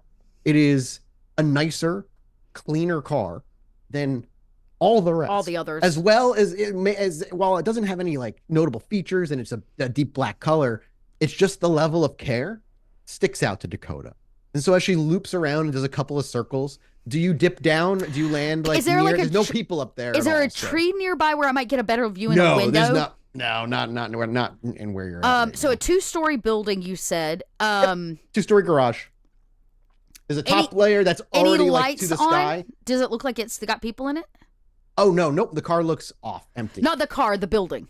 Oh, there are lights on the first floor, but then there's a couple of street lights up on the second floor that are just like shining light on the cars because it's nighttime, but they're dim and clearly like haven't been replaced recently. Right. It's like a car garage. Yes, yeah, it is. yeah, right. Okay. Yeah. But there's nowhere that I could Not on a tree. I mean, you could land on a building next door. Sure, you could land on a building that's like a story higher. Absolutely. Or do you pop up there? Yeah. And what are you looking for? I think I'm looking to see if I can spot him. Like, if this looks to be Got maybe you. a car, like, can I see anybody on the inside? Can I spot him? Give me wits awareness. Mhm. And I'm also going to add stealth. I would like to be stealthy. I really don't want to be seen. Yeah, you can make me both rolls. So, All right, there's a 4 for your wits awareness. Beautiful. Let's see your dex stealth. There is your dex stealth. 5. You crit. Beautiful. So you actually are able to perch on a building nearby, up on the rooftop, and you clack your little claws and you hop over to the side and kind of get a little angle with your one eye on the side of your head. Yep. But you get a good look at this thing, and it is confidently empty. There's nobody in the vehicle right now. It's parked and off. And the building, can I get a view in any window from here? So yeah, you look around. There's a few different buildings around you. The building itself has like a security like hovel on the first floor with somebody there just like looking at his phone. Yeah. Yeah. On the first floor, you get a good, decent look under there too. You don't see any pedestrians walking around. Nobody other than the security guard. You are surrounded, however, by a few different just like multiple apartment housing buildings and a corner store is at the bottom of one of them. You know, your typical kind of suburban but packed apartment. Things I'm interested in from up here. Can I? Is there earth available? Like oh yeah, you dirt? can definitely land and find a patch of earth. Cool. I think Dakota. You've been gone for a total of 3 hours about. And how much daylight do I have left? Or You have about 4 hours left. Okay, I'm gonna sit here and just watch for a while. And I think what'll happen is before it gets too late, Dakota would shift back into her physical form and kind of scale down the side of the building and find a patch of earth nearby here. Oh like, yeah, you can under absolutely a find tree in a bush. While there's no like tree that was really tall, there are still those strips along the sides of the road where little bushes are. All you have to do is stand and you sink. Slunk. I know usually my clothes don't go with me, so maybe I tried to like maybe there's bushes. They do. Do they? I don't think I think they do. I'll have to check. I thought they did. Maybe I'm wrong. But either way, Dakota will just that way in the morning or tomorrow evening she pops out here at this location. Yes, correct. So you wait and sit and watch in bird form for a while. 2 hours pass before your concern of patch of land probably dissipates as you watch 2 figures stroll up to the parking garage from the sidewalk, go to the nearby elevator, and walk their way to the car. Is Vitel with them? Have you seen Vitel? I know Ava has, but do you know what Vitel looks like? That's a really good question. Have I We ever all do. We also We've seen all Vitel seen him once. Okay, cool. If you've seen him once, it takes you a minute to recognize, but it does. One of them is Vitel. And they're going somewhere in the car? I'm following them. He hops in and gets into the passenger side, and the person he's with gets into the driver's. The car starts up and begins to leave.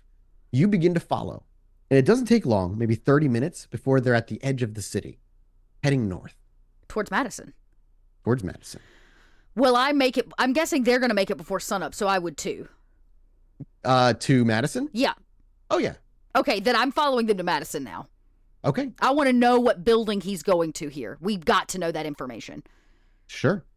As you make your way, follow him into Madison. Do you try to get ahead, or you would want to keep him I would want eye on him, right? Yeah, I want to fly behind them above what the mirrors would show in the sky. You know, like I want to be in their blind spot in essence. So that would take another about hour and 15 minutes since you're traveling at the speed of the vehicle, knocking it down to about 2 to 3 hours left before the sun comes up. And as they drive into Madison, that same thick familiar of being watched, that feeling of anxiety, your beast clawing at you just in the depths, even though you've pampered its hunger a little bit, even though you're at hunger 2 now, it already doesn't want to be here. Yeah. And the vehicle doesn't follow the path out to the campsite like you would expect, but instead begins to make its way toward the center of town. You continue to follow it, and that feeling of being watched only gets heavier. But not at any point am I ever going to ask you to make a roll like prior to Chinatown. It's not quite like that. Before they stop and park their car at a open parking lot with some kind of grass cracking through the cracks of the pavement, clearly not taken care of. And the two of them step out and stroll over to a small bus station, and they walk inside. Fuck me. They're gonna take a bus? If they did, that would Dakota would be confused. If they Right, are yeah. taking a bus, they only have an hour of darkness they're left. picking somebody up. At the bus stop, maybe?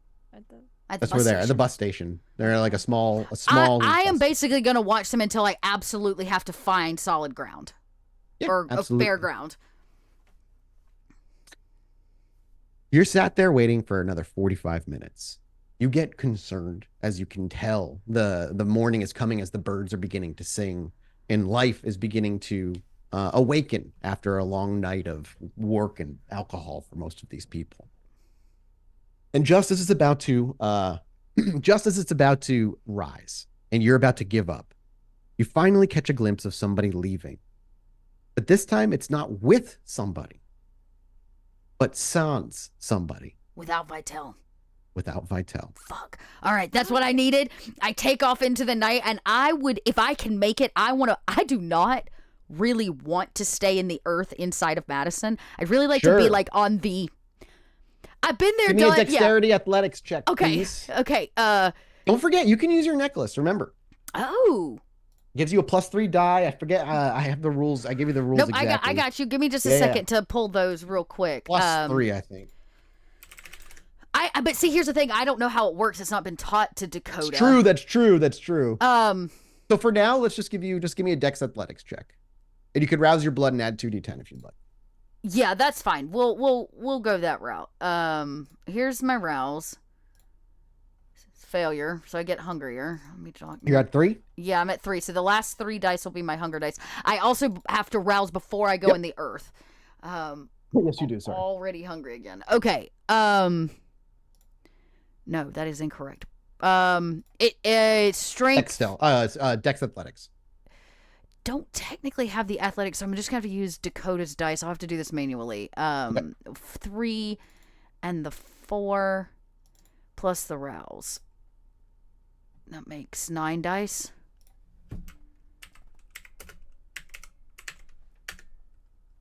There you go. Whoa! That's 1, Fucking 2, 3, Jesus, you 4, double 5, critted. 6, 10 successes. We follow as the motion blur of the scenery and the trees behind us and the buildings below us and the street lights that are like nothing but like a hazy orange line. As Dakota, wings by her side, is with all her might going as fast as she possibly can with large, powerful swipes of her wings and dipping down, picking up the momentum of a trajectory and carrying that momentum as she whips her wings out and we can see the feathers rippling in that wind. As the sun creeps up just barely over the edge, Dakota dive bombs outside city limits, away from the paranoia. And just as she's about to collide, rouse check, please. Yep, right. Yep. We, the viewers, see as you get to hunger 4, the feathers shed off of you and turn to dust in the wind as her dreads come back and kind of grow in their place. But we just get a moment of that. As she collides with the ground, we see her tumble for a moment before, like water, the ground swallows her and solidifies. You are safe for the night, Dakota Rain. And this is where we'll end this week's episode. Fucking A. Where is he going on a fucking bus? I don't know. Who says he's going anywhere? I know. Maybe he's just hid out at the bus station. Maybe there's something in the bus station. Can alone. he? Yeah. Who knows? Can he even go anywhere? He Yeah. technically, not unless he has like some sort of sunproof ability. Yeah. Or there's a sunproofed bus that he's got waiting. But where would he be going outside of Madison? That doesn't make any, after show conversations. Yeah. Once Could again, be a thank you new to our haven. guests, Josh and Maggie, for joining us. It was good to have you both Feel back. like might need to be here next week too. We'll see. Yeah, we may. We'll talk about that in between weeks to see what we need, who we need to get here. But we're gonna go do an after show. Josh, where can people find you if they want more of you in their lives? Well, you can find me obviously more on Pod by Night. Season 2 of Crack Crown, we recorded that the other day. It was really fun. Went fine. It went fine for me. It was not a messy critical. Whatever. And Strange Adventures if you want role play stuff on YouTube, if I manage to make more videos. But I'm also doing like community management for Bloodlines 2, Still Wakes the Deep, and Clone Drone VR. 3 very cool games. Excellent. Maggie, where can people find you working on video games and being a social media person? Yeah, you can find me at Margaret Crone and all of the places. I'll keep you up to date on all the things that I'm doing. I am playing in another campaign with Tracy and Bub as well. So if you want to check that out, that's on Mondays. But I'm doing lots of things, so just stay tuned to that. And there's going to be more coming. And I make games and video games for a living. You can check out my current project at Ashes of Creation in all of the places. Awesome. Well, thank you guys again. Hopefully, we may be seeing some of you next week. We'll all be back next week, the core cast. We appreciate you. We love you. And again, youtube.com/rollforward if you want to go catch up. We're going to be popping up all the videos there afterward if you missed it. Yeah, I Okay? think Bentham's behind now because I dumped Yeah. a whole bunch on Beb. That's my fault. We can blame me again for that. Not Beb. I just imagine Bentham like crushed under the weight of it. Of 4 YouTube videos Unlike coming in. Spider-Man, he can't get out. Yes, we're and off to Crack do the Crown after show. podcast soon. I can confirm. Yes. Excuse me. Our editor has had some very life personal things, so we've passed off to Dean, who has taken up editing the first 2 episodes. We will be doing a double release of episode 1 and 2 this next Friday, so almost a week from today. Both of those episodes like an hour and a half each. Yeah, so you're gonna double release everybody. Yeah. I'm excited. I'm excited for people to see that, or it's going to be a really fun season for Crack Crown. And yeah, we'll leave it there. Thank you guys. We're off to do an after show. You can check it out at the Patreon, patreon.com/podbynight. We'll see you next week. Goodbye. Oh my God, you talk so fast. I don't have Sorry. enough hands for buttons. Okay, here we go. We'll see y'all next week. Bye, everybody.